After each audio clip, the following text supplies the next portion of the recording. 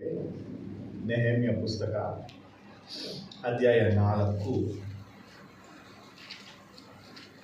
1-5 ವಾಕ್ಯಗಳು. ನಾವು ಕಳೆದ ವಾರ ಧ್ಯಾನ ಮಾಡಿದ ವಿಷಯ, ನೆಹೆಮಾಯ ಹೇಳ್ತಾನೆ, ಪರಲೋಕದ ದೇವರು ನಮಗೆ ಜಯವನ್ನು ಅನುಗ್ರಹಿಸ್ತಾನೆ, ಸಾಫಲ್ಯವನ್ನು ಅನುಗ್ರಹಿಸ್ತಾನೆ. 2ನೇ ಅಧ್ಯಾಯ 20ನೇ ವಾಕ್ಯವನ್ನು ನಾವು ಧ್ಯಾನಿಸಿ. ನೆಹೆಮಾಯ ಅವನು ಹುಟ್ಟಿದ್ದು ಬೆಳೆದಿದ್ದು ಶೋಷನ್ ಕೋಟೆಯಲ್ಲಿ, ಅಂದರೆ ಪರ್ಷಿಯಾ ದೇಶದಲ್ಲಿ. ಅಲ್ಲಿ ಹುಟ್ಟಿ ಬೆಳೆದಂಥ ಈ ನೆಹೆಮಾಯನಿಗೆ ಯೆರೂಸಲೇಮ್ ಕುರಿತು ಎಲ್ಲಿಲ್ಲದ ಒಂದು ಭಾರ, ಎಲ್ಲಿಲ್ಲದ ಒಂದು ಹೊರೆ ಅವನಲ್ಲಿ. ಅವನ ಸಹೋದರ ಅನಾನಿ ಈ ರೀತಿ ಯೆರೂಸಲೇಮ್ ಮಣ್ಣು ಬೂದಿಯಾಗಿದೆ, ಯೆರೂಸಲೇಮಿನ ಪೌಳಿಗೋಡೆಗಳು ಕೆಡವಲ್ಪಟ್ಟಿದೆ, ಯೆರೂಸಲೇಮಿನ ಬಾಗಿಲುಗಳು ಸುಟ್ಟು ಹಾಕಲ್ಪಟ್ಟಿವೆ, ಯೆರೂಸಲೇಮಿನ ಬುರುಜುಗಳು ನಾಶವಾಗಿವೆ, ಅಲ್ಲಿ ವಾಸ ಮಾಡುತ್ತಿರುವಂಥ ಜನಗಳು ಬಹಳ ನಿಂದೆಗೂ ತಿರಸ್ಕಾರಕ್ಕೂ ಒಳಗಾಗಿದ್ದಾರೆ ಎಂಬ ವಿಷಯವನ್ನು ನೆಹೆಮಾಯ ಕೇಳಿದಾಗ 120 ದಿನಗಳು ಉಪವಾಸ ಪ್ರಾರ್ಥನೆಯನ್ನು ಮಾಡ್ತಾರೆ. 120 days ನೈಟ್ ಡೇ. ಒಬ್ಬ ಮನುಷ್ಯ 120 ದಿನಗಳ ತನಕ ಹಗಲು ರಾತ್ರಿ ಪ್ರಾರ್ಥನೆ ಮಾಡೋಕ್ಕಾಗುತ್ತಾ? ಪ್ರಶ್ನೆ ಕೇಳಿದ್ರೆ ಇಲ್ಲ, ಸಾಧ್ಯನೇ ಇಲ್ಲ. ಅವನನ್ನು ಪ್ರಾರ್ಥಿಸುವಂತೆ ದೇವರೇ ಪ್ರೇರಣೆ ಮಾಡಿದ್ದು, ದೇವರ ಆತ್ಮನೇ ಅವನ ಒಳಗೆ ಆ ವಿಷಯವನ್ನು ಇಟ್ಟು. ಹಾಗಾಗಿನೇ ನೆಹೆಮಾಯ 120 ದಿನಗಳ ಕಾಲ ಯೆರೂಸಲೇಮ್ಗಾಗಿ ಪ್ರಾರ್ಥಿಸ್ತಾನೆ. ಒಂದು ವಿಷಯನೇ ಹೇಳಿದೆ, ಅವನು ಪ್ರಾರ್ಥನೆಗೆ ಹೋದಾಗ ಯೆರೂಸಲೇಮ್ ಕಟ್ಟಲ್ಪಡಬೇಕು ಅಂತ ಪ್ರಾರ್ಥನೆ ಮಾಡಲೇ ಇಲ್ಲ. ದೇವರೇ, ನಮ್ಮ ಜನ, ನಾವು ಪಾಪಿಗಳು, ನಮ್ಮನ್ನು ಕ್ಷಮಿಸು, ನಮಗೆ ದಯ ತೋರಿಕಿಸು ಎಂಬ ಪ್ರಾರ್ಥನೆ ಮಾತ್ರ ಮಾಡುವುದು. ರಾಜನ ಬಳಿ ನಿಂತಾಗ, ರಾಜನೇ, ಪಿತೃಗಳ ಸಮಾಧಿಯ ದೇಶ ಹಾಳಾಗಿದೆ, ಅದು ಕಟ್ಟಲ್ಪಡಬೇಕು ಅಂತ ರಾಜನ ಬಳಿ ಮಾತಾಡ್ತಾರೆ. ಆದರೆ ಶತ್ರುಗಳ ಬಳಿ ಬಂದಾಗ, ನಮ್ಮ ದೇವರು ನಮಗೆ ಜಯವನ್ನು ಅನುಗ್ರಹಿಸಿದಾನೆ, ಕೆಲಸವನ್ನು ಪೂರೈಸಿದಾನೆ ಅಂತೇಳಿ ಅವನು ಮಾತನಾಡ. Amen, hallelujah. ಹಾಗೆ ಇವತ್ತು ನಾವು ಧ್ಯಾನಿಸುವಂಥ ವಿಷಯ ಏನು? 3ನೇ ಅಧ್ಯಾಯದಲ್ಲಿ ಯೆರೂಸಲೇಮಿನ 12 ಬಾಗಿಲುಗಳನ್ನು ಕಟ್ಟುತ್ತಾರೆ. 12 gates ಆಫ್ ಜೆರೂಸಲೇಮ್. ಈ 12 ಬಾಗಿಲುಗಳನ್ನ ಕಟ್ಟಿದಂಥವರು ಹೆಸರು ಪಟ್ಟಿ ಅಲ್ಲಿ ಬರೆಯಲ್ಪಟ್ಟಿದೆ. ಯಾವುದು 3ನೇ ಅಧ್ಯಾಯದಲ್ಲಿ ಬಯಲ್ಪಟ್ಟಿತ್ತೋ ಅದನ್ನೇ ನೆಹೆಮಾಯ 4, 5, 6ರಲ್ಲಿ ಬಿಡಿಸಿ ವಿವರಿಸಿ ಬರೆದಿದ್ದಾರೆ. ಅಂದರೆ 4, 5, 6 ನಡೆದಂಥ ಸಂಭವಗಳು, ಘಟನೆಗಳೆಲ್ಲ ಅಧ್ಯಾಯ 3ರಲ್ಲಿ ಅಡಕವಾದಂತಹ ವಿಷಯಗಳು. 3ನೇ ಚಾಪ್ಟರಲ್ಲಿ 12 ಬಾಗಿಲನ್ನ ಕಟ್ಟಿದ್ರು, 4 ಬುರುಜನ ಕಟ್ಟಿದ್ರು. ಆದರೆ 4ನೇ ಚಾಪ್ಟರ್ ಬಂದಾಗ ಕಟ್ಟುವಾಗ ಏನಾಯಿತು, ಕಟ್ಟೋಕ್ಕೆ ಮುಂಚೆ ಏನಾಯಿತು, ಕಟ್ಟಿದ ಮೇಲೆ ಏನಾಯಿತು, ಪ್ರತಿ ಹಂತವಾಗಿ ನೆಹೆಮಾಯ ಬರೆದಿಟ್ಟಿದ್ದಾನೆ. ಇವತ್ತು ನಾವು ತಿಳಿಯುವಂಥ ಒಂದು ಸತ್ಯ ಕಂಟಿನ್ಯೂಸ್. ಈ ವಾರ ಮೊದಲುಗೊಂಡು 7 ವಾರಗಳ ತನಕ ಸೈತಾನನ ತಂತ್ರಗಳ ಬಗ್ಗೆ ನಾವು ತಿಳ್ಕೊಳ್ಳೋಕ್ಕಾಗಿ ಹೋಗ್ತೇವೆ. ಆ 7 ತಂತ್ರಗಳು ನೆಹೆಮಾಯ ಪುಸ್ತಕದ 4, 5, 6 ಅಧ್ಯಾಯದಲ್ಲಿ ಬಯಲ್ಪಟ್ಟಿದೆ. ಅವನು ಯಾವ ರೀತಿ ಯೆರೂಸಲೇಮಿನ ಗೋಡೆ ಕಟ್ಟದ ಹಾಗೆ, ಅವನು ಯಾವ ರೀತಿ ಯೆರೂಸಲೇಮ್ ಪಟ್ಟಣ ಸುಸ್ಥಿತಿಗೆ ಬರದ ಹಾಗೆ, ಯಾವ ರೀತಿ ಯೆರೂಸಲೇಮ್ ಮತ್ತೆ ಅದು ಜನ ನಿವಾಸವಾಗದ ಹಾಗೆ ತಡೆಯನ್ನ ಮಾಡಿದನೋ, ಆ ತಡೆಗಳೇ ಸೈತಾನನ ತಂತ್ರಗಳು, ಯಂತ್ರಗಳು ಎಂಬುದಾಗಿ ನಾವು ತಿಳ್ಕೊಳ್ಬೇಕು.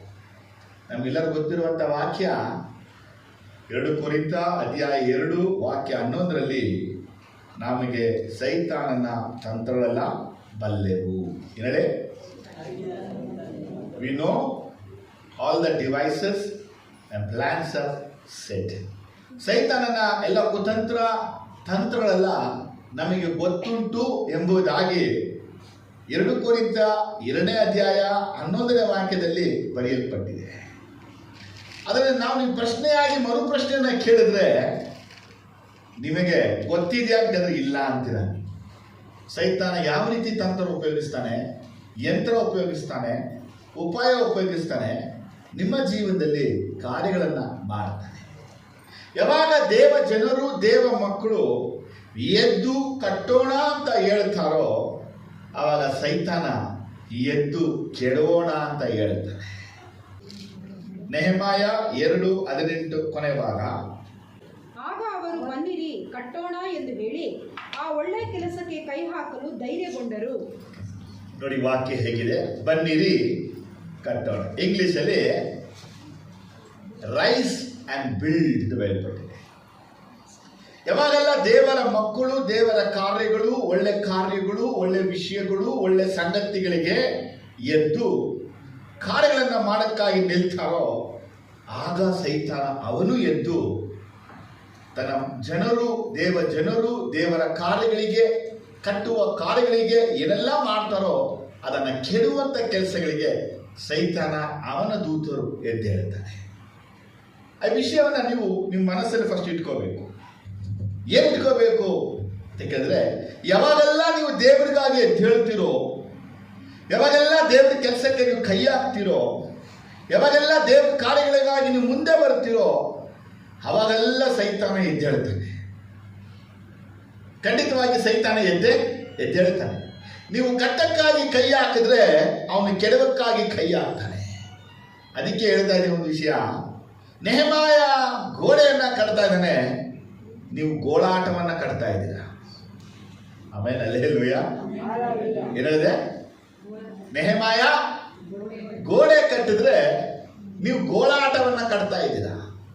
ಆದರೆ ಇವತ್ತಿನ ಒಂದು ದೇವರ ಆತ್ಮನ ಒಂದು ಮಾತು ಏನಂದ್ರೆ, ನೀವು ದೇವರ ಕಾರ್ಯಗಳಲ್ಲಿ, ದೇವರ ಕೆಲಸಗಳಲ್ಲಿ ಸ್ಥಿರವಾಗಿ ನಿಲ್ಲಬೇಕು. ಸೈತಾನನ ಯೋಜನೆಯನ್ನು ಅರಿತು, ಅವನ ತಂತ್ರವನ್ನು ಅರಿತು ಅದಕ್ಕೆ ವಿರುದ್ಧವಾಗಿ ನಿಲ್ಲಬೇಕು.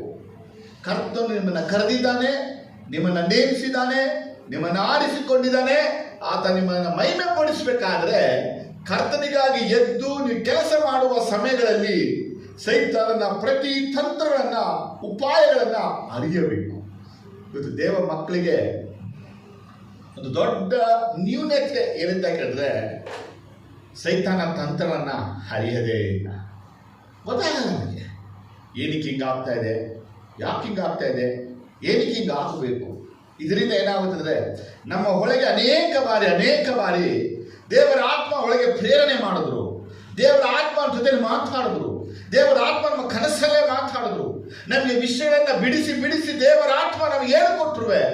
ಎಷ್ಟೋ ಕಾರ್ಯ ಮಾಡಕ್ಕೆ ನಾವು ಮುಂದೆನೇ ಹೋಗಲ್ಲ. ಯಾಕೆ ಮುಂದೆ ಹೋಗಲ್ಲ ಅಂತ ಹೇಳಿದ್ರೆ, ನಮ್ಮನ್ನ ಬಗ್ಗು ಬಡಿದಿದ್ದಾನೆ ಸೈತಾನ. ಆದರೆ ಇವತ್ತು ನೀವು ಯಾವ ವೇಳೆಯಲ್ಲೂ ಬಗ್ಗು ಬಡಿಯದೆ ಅವನನ್ನ ಬಗ್ಗಿ ಬಡಿಸಬೇಕು ಮಾತ್ರವಲ್ಲದೆ ಅವನ ನೆಲಕ್ಕೆ ಕುಕ್ಕರಿಸುವ ತನಕ ನೀವು ಸದಾ ಅವನ ಯೋಜನೆಯನ್ನ ತುಳಿತಾ ಇರಬೇಕು. ಬಾಯಿ ಬಲಗೆತ್ತಿ ಆಮೇಲೆ ಅಲ್ಲೇಲೂಯ ಅಂತ ಹೇಳಿ. ಆಮೇಲೆ ಅಲ್ಲೇಲೂಯ. ದೇವರ ಮಕ್ಕಳೇ, ನಿಮ್ಮ ಜೀವನದಲ್ಲೂ ನೀವು ಸಹ ಕಟ್ತಾ ಇದ್ದೀರಾ. ನಾವು ಈ ಪಟ್ಟಣದಲ್ಲಿ ಕಟ್ತಾ ಇದ್ದೀವಿ. ಏನು ಗೋಡೆ ಕಟ್ತಾ ಇಲ್ಲ, ಅವನು ಗೋಡೆ ಕಟ್ಟಿದ, ನಾವು ಪ್ರಾರ್ಥನೆಯನ್ನ ಕಟ್ತಾ ಇದ್ದೀವಿ. ಎಲ್ಲದಕ್ಕಿಂತ ದೊಡ್ಡ ಕೆಲಸ ದೇವರ ಕೆಲಸ. ಯಾವ ಕೆಲಸವೂ ದೊಡ್ಡದಲ್ಲ, ಯಾವ ಕೆಲಸ ವಿಶೇಷವಲ್ಲ, ಯಾವ ಕೆಲಸವು ಮಹಿಮೆಯಾಗಿರುವಂಥದ್ದಲ್ಲ.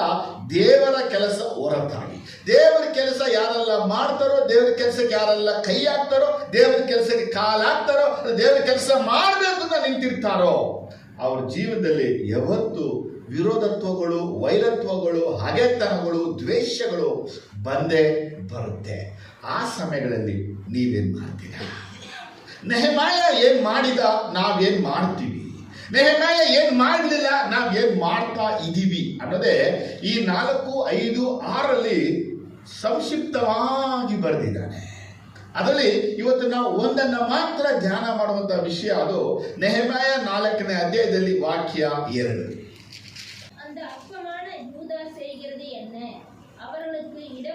செய்யப்படுமோ? பலியிடுவார்களோ? ஒரு நாளிலே முடித்து போடுவார்களோ?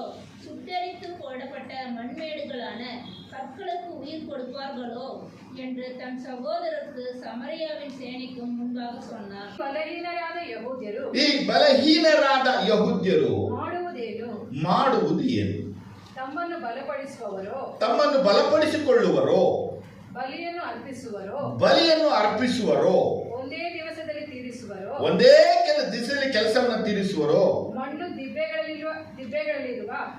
ದಿಬ್ಬೆಗಳಲ್ಲಿ ಇರುವ ಸುಟ್ಟುಹೋದ ಕಲ್ಲುಗಳನ್ನ ಉಜ್ಜೀವಿಸ ಮಾಡುವರೋ ಎಂದು ಹೇಳಿ ಯಹೂದ್ಯರನ್ನ ಗೇಲಿ ಮಾಡಿದರು. ಒಂದು, ಬಲಹೀನರಾದ ಯಹೂದ್ಯರು. ಎರಡು, ತಮ್ಮನ್ನು ಬಲಪಡಿಸ್ಕೊಳ್ತಾರ. ಮೂರು, ಯಜ್ಞವನ್ನು ಅರ್ಪಿಸ್ತಾರ. ನಾಲ್ಕು, ಇವತ್ತೇ ಕೆಲಸ ಮುಗಿಸ್ತಾರ. ಐದು, ಮಣ್ಣಲ್ಲಿ ಹುಗಿದು ಹೋದ ಸತ್ತು ಹೋದ ಕಲ್ಲುಗಳಿಗೆ ಜೀವವನ್ನ ತರ್ತಾರ. ಈ 5 ಪಾಯಿಂಟ್ಗಳನ್ನ ಈ ಸನ್ಬಲ್ಲಟ್ ಟೋಬಿಯಾಸ್ ಹೇಳ್ತಾ ಇದ್ದಾರೆ. ಈ 5 ಪಾಯಿಂಟ್ ಏನೆಲ್ಲ ಬರೆಯಲ್ಪಟ್ಟಿದೋ ಈ 5 ಪಾಯಿಂಟ್ಗೆ ಒಂದೇ ಒಂದು ಹೆಸರು ಕೊಡೋದು ಪರಿಹಾಸ್ಯ. ಸೈತಾನನ ಒಂದು 7 ಡಿವೈಸ್ಗಳಲ್ಲಿ 7 ತಂತ್ರಗಳಲ್ಲಿ ಅವನ ಮೊದಲನೇ ತಂತ್ರ ಯಾವುದಂದ್ರೆ ಪರಿಹಾಸ್ಯ ಮಾಡು. ಅದಕ್ಕೆ ಇನ್ನೊಂದು ಪದ ನಿಂದಿಸು. ಅದು ಇನ್ನೊಂದು ಪದ ಅವಮಾನ ಪಡಿಸೋದು. ಅದಕ್ಕೆ ಇನ್ನೊಂದು ಪದ ನಿಮ್ಗೆಲ್ಲರೂ ಗೊತ್ತಿರೋ ಪದಗಳೇ. ನಿಮ್ಮನ್ನ ನೋಡಿ ನಗೋದು ಅಷ್ಟೇ.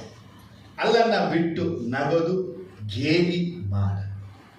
ನೀವು ದೇವರಿಗಾಗಿ ಯಾವುದೋ ಒಂದು ಕಾರ್ಯವನ್ನ ಯಾವುದೋ ಒಂದು ಕೆಲಸವನ್ನ ನೀವು ಮಾಡುವಾಗ ಆ ಕೆಲಸ ಸರಿನಾ ಆ ತಪ್ಪ ಅಂತೇಳಿ ಅವರು ಪರೀಕ್ಷಿಸದೆ ನಿಮ್ಮನ್ನ ನಿಂದಿಸ್ತಾರೆ.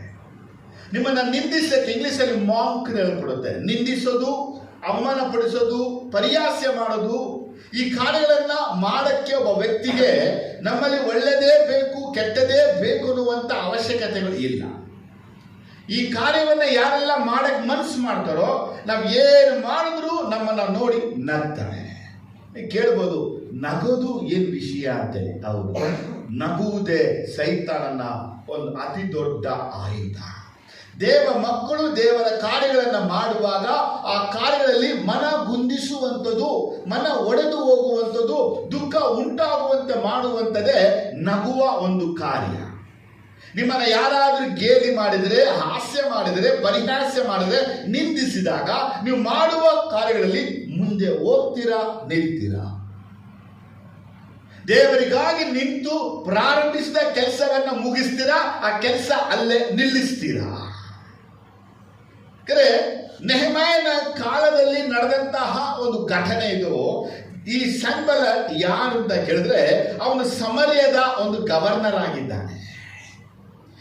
ಈ ಯೆರೂಸಲೇಮಿಗೆ ನೆಹೆಮೀಯ ಗವರ್ನರ್ ಆಗಿದ್ದಾನೆ. ಸನ್ಬಲ್ಲಟ್ ಸಮರ್ಯವನ್ನ ಪ್ರೀತಿಸಿ ಅದನ್ನು ಸೇವಿಸಿ ಅದನ್ನು ಉನ್ನತ ಸ್ಥಾನಕ್ಕೆ ತರುವುದಕ್ಕಾಗಿ ಅಧಿಕಾರ ಕೊಡಲ್ಪಟ್ಟಿದೆ. ನೆಹೆಮೀಯನಿಗೆ ಯೆಹೂದ ದೇಶವನ್ನು ಪ್ರೀತಿಸಿ ಸೇವಿಸಿ ಉನ್ನತ ಮಟ್ಟಕ್ಕೆ ತರುವಂತಹ ಅಧಿಕಾರ ಕೊಡಲ್ಪಟ್ಟಿದೆ. ಆದರೆ ಇಬ್ಬರಿಗೆ ಕೊಡಲ್ಪಟ್ಟಂತಹ ಈ ಒಂದು ಸೌಭಾಗ್ಯಗಳಲ್ಲಿ ನೆಹೆಮೀಯ ಯಾವ ರೀತಿ ಫುಲ್ಫಿಲ್ ಮಾಡ್ತಾ ಇದ್ದಾನೆ, ಸನ್ಬಲ್ಲಟ್ ಅನ್ನು ಫುಲ್ಫಿಲ್ ಮಾಡದೆ ಇರೋದನ್ನ ನಾವು ಗಮನಿಸಬಹುದು.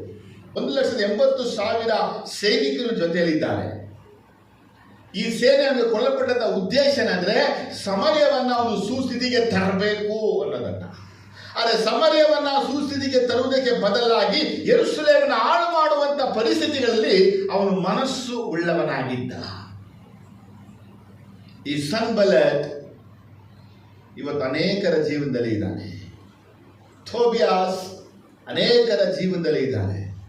ಗೇಷೋ ಅನೇಕರ ಜೀವನದಲ್ಲಿ ಇದ್ದಾರೆ. ನೋವಾದ್ಯ ಅನೇಕ ಜೀವನದಲ್ಲಿದ್ದಾರೆ. ಶೆಮಾಯ ಅನೇಕರ ಜೀವನದಲ್ಲಿದ್ದಾರೆ. ಇವರೆಲ್ಲರ ಒಂದು ಪ್ರತಿರೂಪ ಯಾರಂದ್ರೆ ಸೈತಾನ. ಇವತ್ತು ಸೈತಾನ ನೀವು ದೇವರಿಗಾಗಿ ಎದುರುಗೊಳ್ಳುವ ಪ್ರತಿ ಕಾರ್ಯಗಳಲ್ಲಿ ತಡೆಯಾಗಿ, ವಿಘ್ನವಾಗಿ, ಅಡಚಣೆಯಾಗಿ ನಿಂತಾಗ ನೀವು ಮಾಡುವ ಕಾರ್ಯ ಏನು? ನೀವು ಕೊಟ್ಟ ನಂಬಿಕೆ, ನೀವು ಕೊಟ್ಟ ವಿಶ್ವಾಸದ ಭರವಸೆಯಲ್ಲಿ ನಿಂತ್ಕೊಂಡಿದ್ದೀರಾ? ನೀವು ಆರಂಭಿಸಿದ ಕೆಲಸವನ್ನ ಅಂತ್ಯದ ತನಕ ನಡೆಸ್ಕೊಳ್ಳಕ್ಕೆ ಸಿದ್ಧವಾಗಿದ್ದೀರಾ? ಯಾವಾಗ ನೀವು ದೇವರಿಗಾಗಿ ನಿಲ್ತಿರೋ, ವಾಕ್ಯಕ್ಕಾಗಿ ನಿಲ್ತಿರೋ, ಸತ್ಯಕ್ಕಾಗಿ ನಿಲ್ತಿರೋ, ಧರ್ಮಕ್ಕಾಗಿ ನಿಲ್ತಿರೋ, ಅವಾಗೆಲ್ಲ ನಿಮ್ಮನ್ನು ಅಪೋಸ್ ಮಾಡುವಂಥದ್ದೇ ಪರಿಹಾಸ್ಯ. ಅದೇ ಈಗ ಧ್ಯಾನಿಸ್ತಾ ಇದೆ, ಇವನು ಯಾಕೆ ಪರಿಹಾಸ್ಯ ಮಾಡಬೇಕು? ಪರಿಹಾಸ್ಯನ ಯಾಕೆ ಮಾಡ್ತಾ ಇದ್ದಾನೆ? ಆದರೆ ಬೈಬಲ್ ತುಂಬಾ ಕ್ಲಿಯರ್ ಬಯಲ್ಪಟ್ಟಿದೆ, ಪರಿಹಾಸ್ಯ ಸೈತಾನನ ಅತಿ ದೊಡ್ಡ ಒಂದು ಆಯುಧ. ನೀವು ದೇವರಿಗಾಗಿ ಒಂದು ಕೆಲಸವನ್ನ ಮಾಡಿದಾಗ ನಿಮ್ಮನ್ನು ನೋಡಿ ನಗಿದ್ರೆ ಆ ಕೆಲಸ ಮುಂದೆ ತರಲ್ಲ.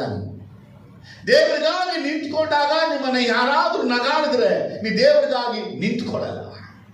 ನೀವು ದೇವರಿಗಾಗಿ ಒಂದು ವೈರಾಗ್ಯ ಉಳ್ಳವರಾಗಿ ಒಂದು ತ್ಯಾಗಗಳನ್ನ ಮಾಡುವಾಗ ನಿಮ್ಮನ್ನು ನೋಡಿ ನಗಾಡಿದಾಗ ನೀವು ಆ ಸ್ಥಳದಲ್ಲಿ ಇರಲ್ಲ. ಯಾಕಂದ್ರೆ ನಿಮಗೆ ಅದು ಮನಸ್ಸಿಗೆ ನೋವನ್ನ ತರುವಂಥದ್ದಾಗಿದೆ, ನಿಮಗೆ ಮುಜುಗರವನ್ನ ಉಂಟು ಮಾಡುವಂಥದ್ದಾಗಿದೆ. ನೋಡಿ, ದೇವರ ಮಕ್ಕಳು ಪರಿಹಾಸ್ಯಕ್ಕೆ ಒಳಗಾಗಿ ಆಗ್ತವೆ. ಆದರೆ ನಿಮ್ಮನ್ನು ಪರಿಹಾಸ್ಯ ಮಾಡುವಾಗ ನೀವು ಹೆಂಗಿರಬೇಕು, ಹೆಂಗಿರಬಾರ್ದು, ನೆಹೆಮಾಯ ಏನು ಮಾಡಿದ್ದಾನೆ, ಜೀಸಸ್ ಏನು ಹೇಳಿದ್ದಾರೆ, ಅದನ್ನು ಆಳವಾಗಿ ನಾವು ತಿಳ್ಕೊಳ್ಬೇಕು. ಮೊದಲನೇದಾಗಿ ಜ್ಞಾನೋಕ್ತಿಗಳಲ್ಲಿ ಅದ್ಭುತವಾಗಿ ಬಯಲ್ಪಟ್ಟ ವಾಕ್ಯ ಇದೆ. 9ನೇ ಅಧ್ಯಾಯ 7 ಮತ್ತು 8 ಗಮನಿಸಬೇಕು. ಪರಿಹಾಸ್ಯ ಮಾಡುವವನನ್ನು ಗದರಿಸುವವನು ತನಗೆ ತಾನೇ ಅವಮಾನಕ್ಕೆ ಗುರಿ ಮಾಡಿಕೊಳ್ಳುವನು. ದುಷ್ಟನನ್ನು ಗದರಿಸುವವನು ತನಗೆ ತಾನೇ ಕಳಂಕವನ್ನ ತಂದುಕೊಳ್ಳುವನು. 8. ಪರಿಹಾಸ್ಯ ಮಾಡುವವನನ್ನು ನಿನ್ನನ್ನು ಪರಿಹಾಸ್ಯ ಮಾಡುವವನು ನಿನ್ನನ್ನು ಹಗೆ ಮಾಡದಂತೆ ಅವನನ್ನು ಗದರಿಸಬೇಡ. ವಾಕ್ಯ ಚೆನ್ನಾಗಿದೆ, ವಾಕ್ಯ ಚೆನ್ನಾಗಿದೆ. ಕೇಳ್ತಾ ಇದ್ದೀರಾ? ನಿಮ್ಮನ್ನು ಯಾರಾದರೂ ಪರಿಹಾಸ್ಯ ಮಾಡುವಾಗ, ನಿಮ್ಮನ್ನು ಯಾರಾದರೂ ಹಾಸ್ಯ ಮಾಡುವಾಗ, ನಿಮ್ಮನ್ನು ಯಾರಾದರೂ ಕುಚ್ಚೋದ್ಯ ಮಾಡುವಾಗ, ನಿಮ್ಮನ್ನು ಯಾರಾದರೂ ವಿನೋದ ನೋಡುವಾಗ, ನಿಮ್ಮನ್ನು ನೋಡಿ ಅಲ್ಕಿಸುವಾಗ, ಗೇಲಿ ಮಾಡುವಾಗ, ಅಥವಾ ನಿಮ್ಮನ್ನು ನೋಡಿ ಚಪ್ಪಾಳೆಗಳನ್ನು ಹೊಡೆಯುವಾಗ ದೇವರ ವಾಕ್ಯ ಹೇಳುತ್ತೆ, ಅವನನ್ನು ಶಿಕ್ಷಿಸಬೇಡ, ಅವನನ್ನು ಗದರಿಸಬೇಡ, ಅವನನ್ನು ಎದುರಿಸಬೇಡ. ನಾವು ಮಾಡೋ ತಪ್ಪೇನು ಗೊತ್ತಾ? ನಮ್ಮನ್ನ ಯಾರಾದರೂ ಅಪಹಾಸ್ಯವನ್ನು ಮಾಡಿದ್ರೆ ನಾವು ಬೆಳೆ ಬೀಳ್ಬಿಡ್ತೀವಿ. ಬಾಯಿ ಮುಚ್ಚು, ನೀ ಸರಿ ಇದೆಯಾ, ನೀ ಕರೆಕ್ಟ್ ಆಗಿದ್ಯಾ, ನನ್ಗೆ ಹೇಳಿ ನೀನು ಯಾವನು? ಈಗ ನಾನಾ ರೀತಿಯಲ್ಲ ನಾವು ಮಾತಾಡ್ತೀವಿ. ಆದರೆ ವಾಕ್ಯ ಹೇಳುತ್ತೆ, ಧರ್ಮ ನಿಂದಕರನ್ನು ಶಿಕ್ಷಿಸುವವನು ತನ್ನನ್ನು ತಾನೇ ಅವಮಾನಕ್ಕೆ ಗುರಿ ಮಾಡಿಕೊಳ್ಳುವನು. ಪ್ರಾವಬ್ಸ್ ಬೇಲ್ಪಟ್ಟಿದೆ ನೋಡಿ, ಎಷ್ಟು ಚೆನ್ನಾಗಿದೆ. ಪರಿಹಾಸ್ಯ ಮಾಡುವವನು ನಿನ್ನನ್ನು ಹಗೆ ಮಾಡದಂತೆ ಅವನನ್ನು ಗದರಿಸಬೇಡ. ಹೇಳಿ, ನಿಮ್ಮ ಮನೆಯಲ್ಲಿ ನಿಮ್ಮ ಹೆಂಡತಿನೇ ನಿಮ್ಮನ್ನ ಪರಿಹಾಸ್ಯ ಮಾಡಿದವನ್ನ ಗದರಿಸಬೇಡ. ನಿಮ್ಮ ಕುಟುಂಬದಲ್ಲಿನೇ ನಿಮ್ಮನ್ನ ಯಾರಾದ್ರೂ ಪರಿಹಾಸ್ಯ ಮಾಡಿದ್ರೆ ಅವನ್ನ ಗದರಿಸಬೇಡ. ನಮ್ಮ ಸಭೆಯಲ್ಲೇ ನಿಮ್ಮನ್ನ ಯಾರಾದ್ರೂ ಪರಿಹಾಸ್ಯ ಮಾಡಿದ್ರೆ ಗದರಿಸಬೇಡ. ಯಾಕಂತ ವಾಕ್ಯ ಇರುತ್ತೆ ಜ್ಞಾನದಲ್ಲಿ, ಗದರಿಸಬೇಡ ಮಗನೇ. ಗದರಿಸಿದ್ರೆ ಅವನು ನಿನ್ನ ಹಗೆ ಮಾಡ್ತಾನೆ. 8ನೇ ವಾಕ್ಯ ನೋಡಿ, 7ನೇ ವಾಕ್ಯ 7. ಪರಿಹಾಸ್ಯ ಮಾಡುವವನನ್ನು ಗದರಿಸುವವನು ತನಗೆ ತಾನೇ ಅವಮಾನಕ್ಕೆ ಗುರಿ ಮಾಡಿ. ನಮಗೆ ಅವಮಾನ ಆಗಬೇಕಾದ್ರೆ ನಾವು ಏನ್ ಮಾಡಬೇಕು? ಅವನ ಗದರಿಸಬೇಕು. ಶಾಲೆಗಳಲ್ಲಿ, ಕಾಲೇಜ್ಗಳಲ್ಲಿ, ಆಫೀಸ್ಗಳಲ್ಲಿ, ಫ್ಯಾಕ್ಟ್ರಿಗಳಲ್ಲಿ ಒಂದು ಗುಂಪಿದೆ, ನಿಮ್ಮನ್ನು ನೋಡಿ ಪರಿಹಾಸ್ಯವನ್ನ ಮಾಡ್ತಾರೆ. ನೀವು ಹಾಕುವ ಬಟ್ಟೆ ಆಗ್ಬೋದು, ನಿಮ್ಮ ತಲೆಗೆ ಪಿನ್ಗಳು ಹಾಕಿರ್ಬೋದು, ಅಥವಾ ನೀವು ಹಾಕುವಂತ ಶೂ ಸ್ಲಿಪ್ಪರ್ ಆಗ್ಬೋದು, ಅಥವಾ ನಿಮ್ಮ ಗಾಡಿ ಆಗಿರ್ಬೋದು, ಯಾವುದೇ ವಿಚಾರದಲ್ಲಿ ನಿಮ್ಮನ್ನ ಪರಿಹಾಸ್ಯವನ್ನ ಮಾಡುವಾಗ ನೀವು ಮಾಡಬೇಕಾದಂತ ಕೆಲಸ ಏನಪ್ಪ ಅಂದ್ರೆ, ಅವನನ್ನ ಗದರಿಸಬೇಡ. ಯಾಕಂದ್ರೆ ನೀ ಏನಾದ್ರೂ ಅವನನ್ನ ಗದರಿಸ್ಬಿಟ್ರೆ ಅವನು ನಿನ್ನನ್ನು ಅವಮಾನ ಪಡಿಸ್ಬಿಡ್ತಾನೆ. ಇವಾಗ ಅವಮಾನ ನಮಗೆ ಆಗಬೇಕು, ಆಗಬಾರ್ದು? ಹೇಳಿ, ಆಗಬಾರ್ದು. ಆದ್ರೆ ನಮ್ಗೆ ಅವಮಾನ ಆಗಬಾರ್ದಂದ್ರೆ ಯಾವ ಮನುಷ್ಯ ನಮ್ಮನ್ನ ಹಾಸ್ಯ ಪರಿಹಾಸ್ಯ ಮಾಡ್ತಾನೋ ಅವನನ್ನ ಎದುರಿಸೋದಾಗ್ಲಿ, ಅವನನ್ನ ಗದರಿಸೋದಾಗ್ಲಿ, ಅವನನ್ನ ಶಿಕ್ಷಿಸೋದಾಗ್ಲಿ ನಾವು ಮಾಡಬಾರ್ದು. ಬಿಟ್ಬಿಡ್ಬೇಕು ವಿಷಯ. ನೆಹೆಮಾಯನ ಮುಂದೆ ಬಂದು ನಿಂತು ಸನ್ಬಲಾತ್ 5 ವಿಷಯಗಳಾಗಿ 5 ಮಾತುಗಳನ್ನ ಆಡ್ತಾ ಇದ್ರೆ ನೆಹೆಮಾಯನು 5 ಮಾತುಗಳಿಗೆ ಉತ್ತರ ಕೊಡದೆ ಸುಮ್ಮನಿದ್ದ.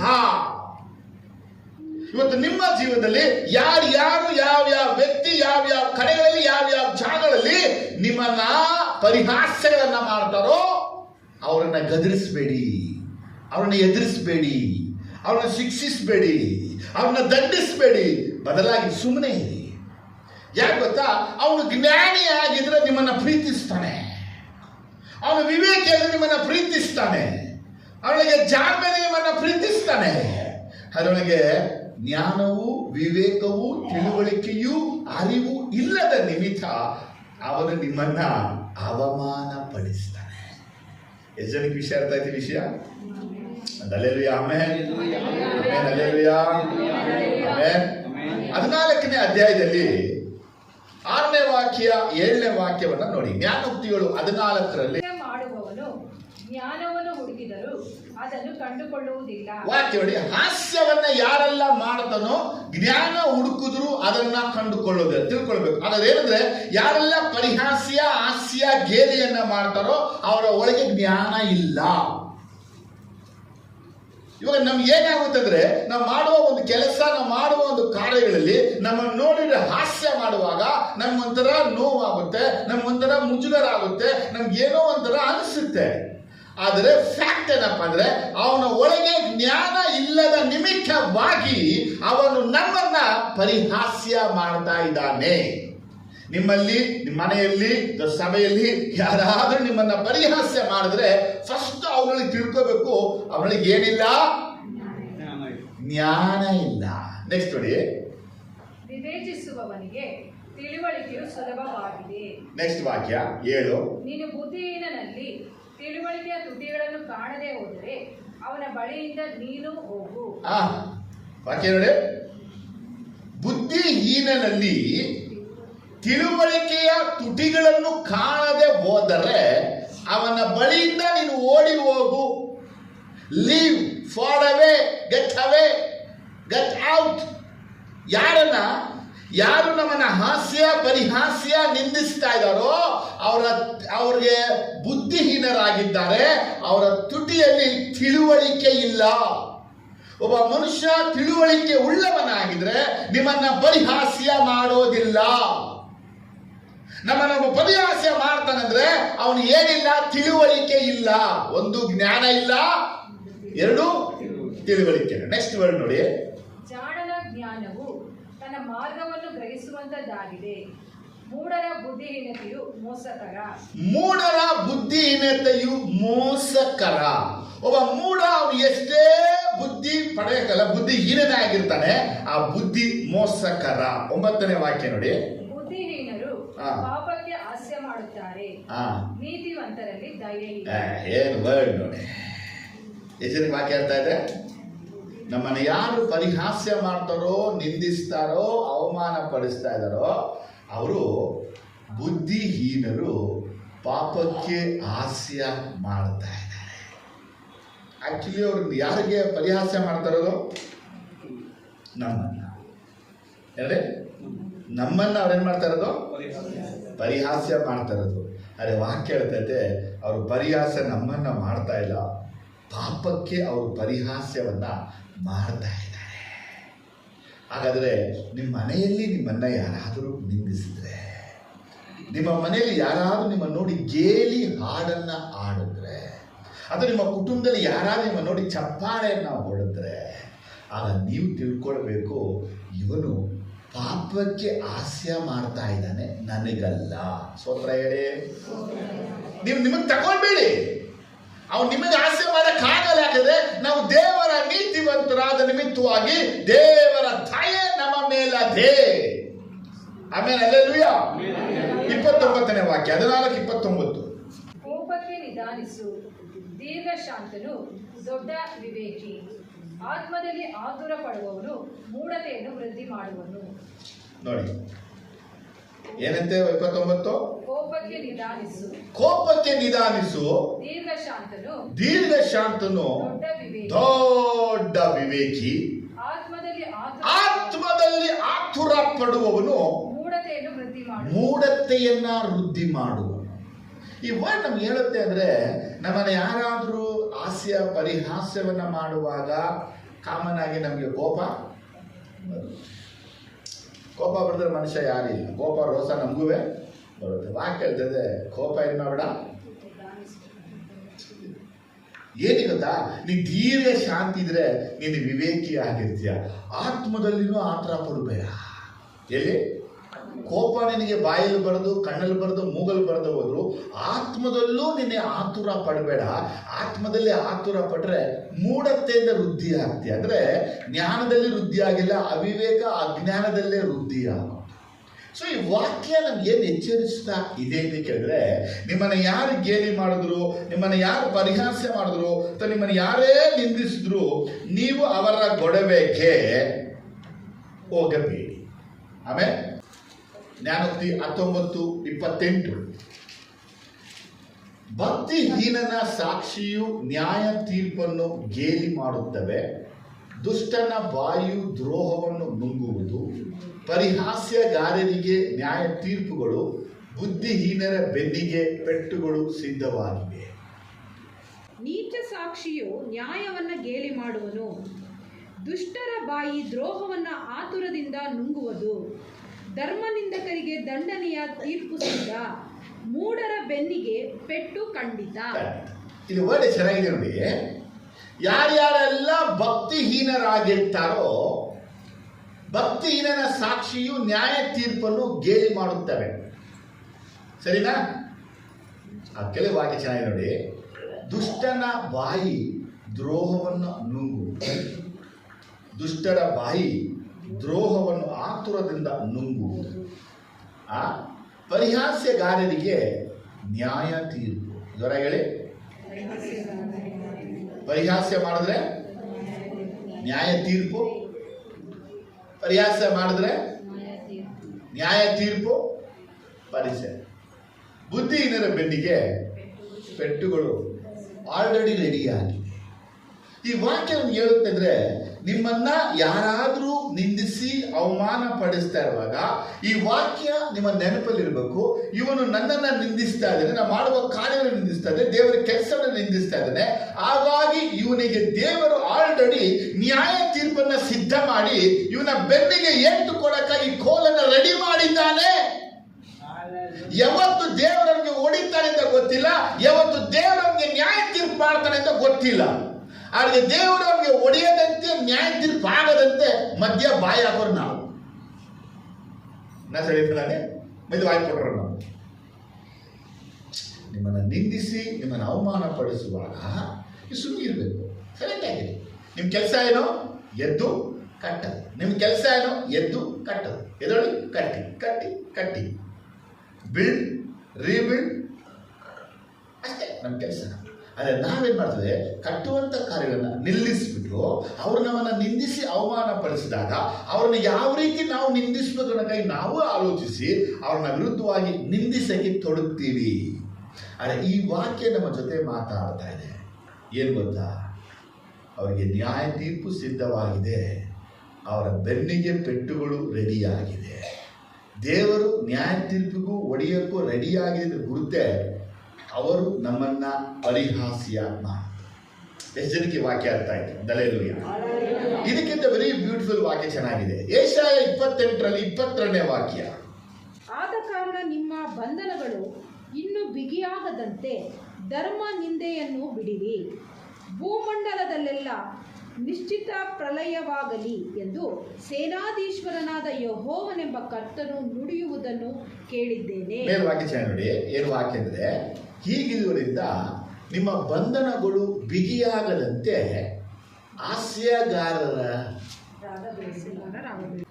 ಯಾರೆಲ್ಲ ಹಾಸ್ಯ ಮಾಡ್ತಾರೋ ಆಲ್ರೆಡಿ ದೇವರಿಗೆ ಏನಾಗಿದೆ, ಬಂಧನ ಹಾಕಿದ್ದಾರೆ. ಹಾಸ್ಯ ಮಾಡ್ತಾ ಮಾಡ್ತಾ ಟೈಟ್ ಆಗುತ್ತೆ. ನೀವು ಟೈಟ್ ಮಾಡಲ್ವಾ?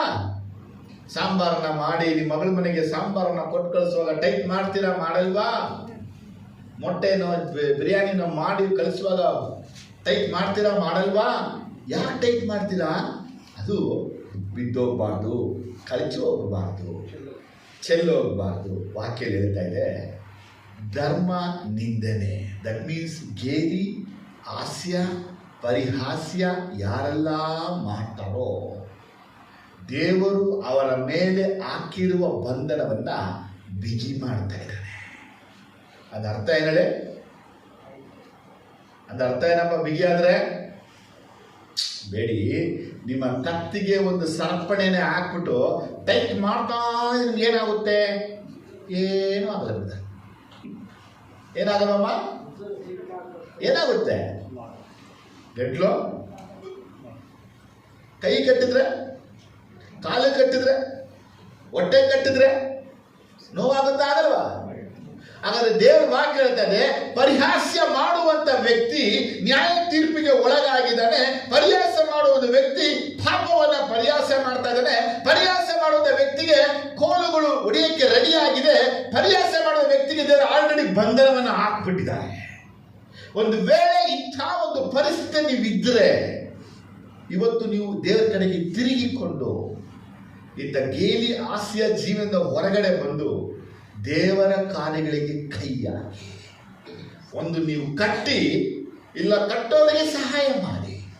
ನೀವು ಕಟ್ಟಲ್ಲ, ಕಟ್ಟೋರ್ಗೂ ಬಿಡೋಲ್ಲ ಆದ್ರೆ ನಿಮ್ಮ ಜೀವನದಲ್ಲಿ ಕೇಡು ಕಾದಿದೆ ಎಂಬುದಾಗಿ ಅರ್ಥ. ನೆಹೆಮಾಯ ಪುಸ್ತಕದಲ್ಲಿ ನಾವು ಧ್ಯಾನಿಸ್ತಾ ಇದ್ದೀವಿ. ನೆಹೆಮಾಯ ಪುಸ್ತಕ 4ನೇ ಅಧ್ಯಾಯ 2ನೇ ವಾಕ್ಯದಲ್ಲಿ ಗೇಲಿಯನ್ನ ಮಾಡಿದರು. ಏನ್ ಮಾಡಿದ್ರು? ಏನ್ ಮಾಡಿದ್ರಮ್ಮ? ಗೇಲಿ ಮಾಡಿದ್ರು. ಇಲ್ಲ ಜ್ವರ ಹೇಳಿ. ಗೇಲಿ ಬಗ್ಗೆ ನಿಮ್ಗೆ ಸುಮಾರು ವಾಕ್ಯಗಳು ಅರ್ಥ ಆಯ್ತಾ ಇಲ್ವಾ? ಹೌದು.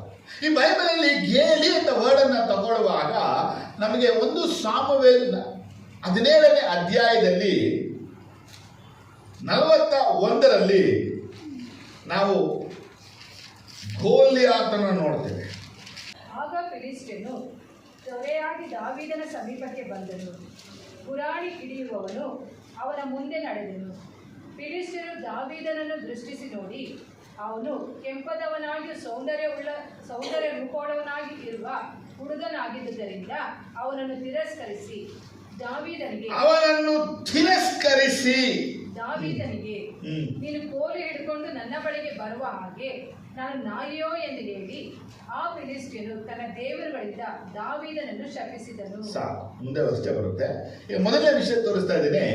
ದಾವೀದ ಗೋಲಿಯಾತನ ಎದುರುಗೊಳ್ಳಕ್ಕೆ ಹೋದಾಗ ಗೋಲಿಯಾತ್ ದಾವೀದ ನೋಡಿ ಹಾಸ್ಯ ಪರಿಹಾಸ್ಯ ಮಾಡಿದ. ನಾನು ಮುಂದೆ ಮುಗಿಸೋಕ್ಕಿಂತ ಮುಂಚೆ 3 ಎಕ್ಸಾಂಪಲ್ ತಲೆಕೂರಕ್ಕಾಗಿ ನಿಮ್ಗೆ ಹೇಳ್ತಾ ಇದ್ದೀನಿ. ಈ ನನ್ನ ಮೊದಲನೇ ಪ್ರಶ್ನೆ ಅಂದ್ರೆ, ಈ ಗೋಲಿಯಾತ್ ದಾವೀದನನ್ನ ಪರಿಹಾಸ ಮಾಡೋದಕ್ಕೆ ಕಾರಣ ಏನು? ಏನಕ್ಕೆ ಪರಿಹಾಸ ಮಾಡ್ತಾ ಇದ್ದಾನೆ? ನ್ಯಾಚುರಲ್ ನೋಡಿದ್ರೆ ಇವನು ಸರ್ವಾಯುಧ ಧರಿಸಿದಾನೆ, ಅವನು ಸರ್ವಾಯುಧ ಧರಿಸಿಲ್ಲ. ಇವನ ಹತ್ರ ಆಯುಧಗಳಿದೆ, ಇವನ ಹತ್ರ ಆಯುಧಗಳು ಇಲ್ಲ. ಇವನಿಗೆ ಗುರಾಣಿ ಇದ್ದಾನೆ, ಇವನಿಗೆ ಗುರಾಣಿ ಹಿಡಿಯೋವನು ಇಲ್ಲ. ಗೋಲಿಯಾತಿಗೆ ಡೇವಿಡ್ನ ಕಂಪೇರ್ ಮಾಡಿದ್ರೆ ಡೇವಿಡ್ ಏನಂದ್ರೆ ಏನುವೆ ಇಲ್ಲ, ಬರೀ ಕೋಲು ಮಾತ್ರ ಕೈಯಲ್ಲಿ ಹಿಡಿದಿದ್ದಾನೆ. ಆದ್ರೆ ಗೋಲಿಯಾತ್ ಕೋಲಿನ ಇಟ್ಕೊಂಡ್ಬರ್ಲಿ, ದಾವೀದ ಏನಾದ್ರು ಇಟ್ಕೊಂಡ್ಬರ್ಲಿ, ಯಾಕೆ ಪರಿಹಾಸ? ನಮ್ಮ ಪ್ರಶ್ನೆ ಯಾಕೆ ಅಂದ್ರೆ, ಸೈತಾನನ ಒಂದು ತಂತ್ರದಲ್ಲಿ ಮೊದಲನೇ ತಂತ್ರವೇ ನಮ್ಮನ್ನ ಕುಗ್ಗಿಸೋದು, ನಮ್ಮನ್ನ ಬಲಹೀನಪಡಿಸೋದು, ನಾವು ಸೋತುವಂತು ಮಾಡುವುದೇ ಪರಿಹಾಸ್ಯ. ಯಾವಾಗ ಅವನು ದಾವೀದನ ನೋಡಿ ನೀನು ಪರಿಹಾಸ್ಯವನ್ನ ಮಾಡ್ತಾನೋ, ದಾವೀದನಿಗೆ ಅವಾಗ ಅರ್ಥ ಆಗುತ್ತೆ, ಅಯ್ಯೋ ನಾನು ಕುಳ್ಳವಾಗಿದ್ದೀನಿ, ಗಿಡ್ಡವಾಗಿದ್ದೀನಿ, ಕೋಲಿ ಇಟ್ಕೊಂಡಿದ್ದೀನಿ, ನಾನೇ ಜಯಿಸಕ್ಕಾಗುತ್ತೆ.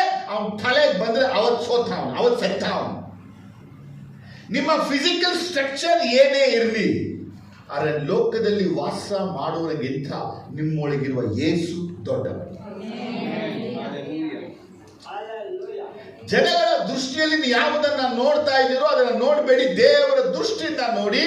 ಎಲ್ಲವೂ ಚಿಕ್ಕದಾಗಿದೆ, ದೇವರಾದ ಯೇಸು ಒಬ್ಬನೇ ದೊಡ್ಡವರು. ಇವತ್ತು ಅನೇಕ ದೇವ ಮಕ್ಕಳುಗಳು ಗೇಲಿ ಆಸೆಗೆ ಗುರಿಯಾದಾಗ ತಮ್ಮ ಟ್ರ್ಯಾಕ್ ಅನ್ನ ಬಿಡ್ತಾರೆ, ತಮ್ಮ ರ್ಯಾಂಕ್ ಅನ್ನ ಬಿಡ್ತಾರೆ, ತಮ್ಮ ವೇನ ಬಿಡ್ತಾರೆ. ಮಾತ್ರವಲ್ಲದೆ ತಾವು ಸೇರಬೇಕಾದ ಗೋಲನ್ನು ಬಿಟ್ಟು ಬಿಡ್ತಾರೆ. ಈಗ ದಾವೀದನನ್ನ ಗೋಲಿಯಾತ್ ಪರಿಹಾಸ್ಯ ಯಾಕೆ ಮಾಡ್ತಾದಂದ್ರೆ ಅವನ ಮೇಲೆ ಅಟ್ಯಾಕ್ ಮಾಡಬಾರ್ದು, ಅವನ ಮೇಲೆ ಯುದ್ಧಕ್ಕೆ ಬರಬಾರ್ದು. ಇವತ್ತು ನಿಮ್ಮ ಜೀವನದಲ್ಲೂ ನೀವು ದೇವರಿಗಾಗಿ ಎದ್ದು ಏನಾದರೂ ಮಾಡುವಾಗ ನಿಮ್ಮ ಜೀವನದಲ್ಲಿ ಪರಿಹಾಸ್ಯಗಳು ಬರುವಾಗ ಆಗ ಎದ್ದೇಳಬೇಕು, ನಿಲ್ಬೇಕು, ಓಡಬೇಕು, ಅವನನ್ನ ಹೊಡಿಬೇಕು. ಅಲ್ಲಿ ತನಕ ಅಂದ್ರೆ ಅವನ ಅಲ್ಲಿ ಉದುರುವ ತನಕ. ಮನುಷ್ಯನ್ ಕೇಳಿಲ್ಲ ನಾನು. ಆಮೇಲೆ ಹಿಂಗೆ ಬ್ರದರ್ ಹೇಳಾರೆ ಓಡ್ಕೊಡಗ ಅಲ್ಲಿ ಉದ್ರಿಸಿ ಅಂತೇಳಿ. ನೋ, ಸೈತಾನಲ್ಲಿ ಉದ್ರಿಸ್ಬೇಕು. ನಾವು ಮನುಷ್ಯನ ತಂತ್ರದ ಕುರಿತು ಮಾತಾಡ್ತಾ ಇಲ್ಲ, ಸೈತಾನ ತಂತ್ರ ಕುರಿತು ಮಾತಾಡ್ತಾ ಇದ್ದೀನಿ. ನಿಮ್ಮನ್ನ ಯಾರಾದ್ರೂ ಪರಿಹಾಸ್ಯ ಮಾಡುವಾಗ ನಿಮ್ಮ ಸ್ಟ್ರಕ್ಚರ್ ನೋಡಿ, ನಿಮ್ಮ ಸ್ಟೇಟಸ್ ನೋಡಿ, ನಿಮ್ಮ ಲೆವೆಲ್ ನೋಡಿ, ನಿಮ್ಮ ಎಜುಕೇಶನ್ ನೋಡಿ, ನಿಮ್ಮ ಪವರ್ ನೋಡಿ, ನಿಮ್ಮ ಇನ್ಫ್ಲೂಯೆನ್ಸ್ ನೋಡ್ಬಿಟ್ಟು ನಿಮಗೆ ಯಾರಾದ್ರೂ ಪರಿಹಾಸ್ಯವನ್ನ ಮಾಡುವಾಗ ನೀವು ಅದನ್ನ ನೋಡಬೇಡಿ. ಲೋಕದಲ್ಲಿ ಇರುವನಿಗಿಂತ ನನ್ನುಳಿದ ಯೇಸು ದೊಡ್ಡವನೆಂಬುದಾಗಿ ನೋಡಿ. ಈ ಭೂಮಿಯಲ್ಲಿ ಯಾವ ಮನುಷ್ಯ ಗ್ರೇಟ್ ಅಂದ್ರೆ one who know the God. ಯೇಸುವನ್ನ ಅರಿತಿರುವವನೇ ಭೂಮಿಯಲ್ಲಿ ದೊಡ್ಡವನು. ದೇವರನ್ನ ಅರಿಯದ ಜನಾಂಗ ಅದು ಶಪಿಸಲ್ಪಟ್ಟಿದ್ದು. ದೇವರನ್ನ ಅರಿತಿರುವಂತ ಮನುಷ್ಯ ಧನ್ಯನು, ಭಾಗ್ಯವಂತನು. ಡೇವಿಡನ್ನ ಅವನು ಪರಿಹಾಸ್ಯವನ್ನ ಮಾಡುವಾಗ ಡೇವಿಡ್ ಹಿಂಜಾಗಲಿಲ್ಲ. ನೀವು ಯಾವ ಯುದ್ಧದಲ್ಲಿ ನಿಂತಿದ್ದೀರಾ, ಯಾವ ಹೋರಾಟದಲ್ಲಿ ನಿಂತಿದ್ದೀರಾ, ಯಾವ ಕಾರ್ಯದಲ್ಲಿ ನಿಂತಿದ್ರೋ ನಿಮ್ಮ ಎನಿಮಿಯ ಡಿವೈಸ್ ಏನಪ್ಪ ಅಂದ್ರೆ ನಿಮಗೆ ಪರಿಹಾಸ್ಯ ಮಾಡೋದು. ನಿಮ್ಮ ಎಜುಕೇಶನ್ ಪರಿಹಾಸ್ಯ, ನಿಮ್ಮ ವ್ಯಾಪಾರದಲ್ಲಿ ಪರಿಹಾಸ್ಯ, ನಿಮ್ಮ ಬಿಸ್ನೆಸ್ ಅಲ್ಲಿ ಪರಿಹಾಸ್ಯ, ನಿಮ್ಮ ವ್ಯವಹಾರದಲ್ಲಿ ಪರಿಹಾಸ್ಯವನ್ನು ಮಾಡುವಾಗ ನೀವು ಒಂದು ಹೆಜ್ಜೆ ಮುಂದೆ ಹೋಗ್ಬೇಕು, ಹಿಂದೆ ಅಲ್ಲ. ನಿಮ್ಮನ್ನ ಯಾವ ಕಾರ್ಯಗಳಲ್ಲಿ, ಯಾವ ಕೆಲಸಗಳಲ್ಲಿ ನಿಮ್ಮನ್ನ ನಿಂದಿಸ್ತಾ ಇರ್ತಾರೋ ಆ ನಿಂದನೆಗಳಿಗೆ ಅವಕಾಶವನ್ನು ಕೊಡದೆ ಅದಕ್ಕೆ ನೀವು ಸವಾಲಾಗಿ ನಿಲ್ಬೇಕು. ರೀಸನ್ ಅಪ್ಪ ಅಂದ್ರೆ ಅವಮಾನ ಅವರನ್ನ ಕಲಿಯಬೇಕು. ನಿಮಗೆ ದೇವರ ಬೆಳಕು ನಿಮ್ಮ ಜೊತೆಯಲ್ಲಿ ಅದೇ. ಸ್ತೋತ್ರ ಮಲ್ಲೇಲುಯಾ ಅಂತ ಹೇಳಿ, ಸ್ತೋತ್ರ ಮಲ್ಲೇಲುಯಾ ಅಂತ ಹೇಳ್ಬೇಕು, ಸ್ತೋತ್ರ ಮಲ್ಲೇಲುಯಾ ಅಂತ ಹೇಳ್ಬೇಕು, ಸ್ತೋತ್ರ ಮಲ್ಲೇಲುಯಾ ಅಂತ ಹೇಳ್ಬೇಕು. ನಿಮ್ಮನ್ನ ಯಾರಾದರೂ, ಎಂಥ ಮನುಷ್ಯನಾದರೂ ನಿಮ್ಮನ್ನ ನಿಂದಿಸುವಾಗ ನೀವು ತಿಳಿಯತಕ್ಕಂಥ ಮೊದಲೇ ವಾಕ್ಯ ಯಾವ್ದಂದ್ರೆ 1 ಪೇತ್ರ 4:14 ನೋಡಿ. ನೀವು ಕ್ರಿಸ್ತನ ಹೆಸರಿನ ನಿಮಿತ್ತ ನಿಂದೆಗೆ ಗುರಿಯಾದರೆ ಧನ್ಯರೇ. ತೇಜೋಮಯವಾದ ಆತ್ಮನಾಗಿರುವ ದೇವರಾತ್ಮನು ನಿಮ್ಮಲ್ಲಿ ನೆಲೆಗೊಂಡಿದ್ದಾನಲ್ಲ. ಏನು ಮಾಡಿದೆ? ಯಾರು ಯಾರನ್ನ ನಿಂದಿಸ್ತಾ ಇದ್ದಾರೆ ಗಮನಿಸಬೇಕು. ನೀ ಪರಿಹಾಸ್ಯ ಮಾಡಿದ್ರೆ ನಿನ್ನೊಳಗೆ ದ ಸ್ಪಿರಿಟ್ ಆಫ್ ಗ್ಲೋರಿ ಇಲ್ಲ. ನೀ ಪರಿಹಾಸ್ಯವನ್ನು ಹೊಂದ್ಕೊಳ್ತಾ ಇದ್ರೆ ನಿನ್ನೊಳಗೆ ಸ್ಪಿರಿಟ್ ಆಫ್ ಗ್ಲೋರಿ ಇದ್ದಾರೆ. ಹಿಂಗೆ ಹೇಳ್ತೀನಿ, ನಿಮ್ಮೊಳಗೆ ದೇವರಾತ್ಮ ಇದ್ದಾನ ಗೊತ್ತಿಲ್ಲ ಬ್ರದರ್. ನಿಮ್ಮೊಳಗೆ ದೇವರಾತ್ಮ ಇದ್ದಾನ ಗೊತ್ತಿಲ್ಲ ಬ್ರದರ್.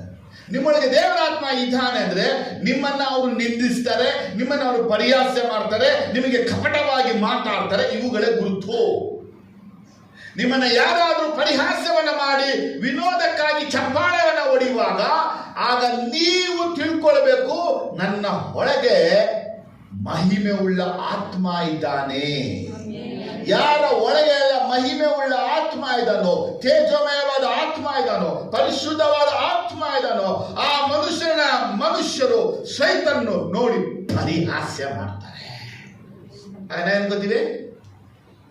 ಒಳಗಿರುವಂತ ಆತ್ಮನ ಮರೆತುಬಿಟ್ಟು ಕುಗ್ಗೋಗ್ತೀವಿ.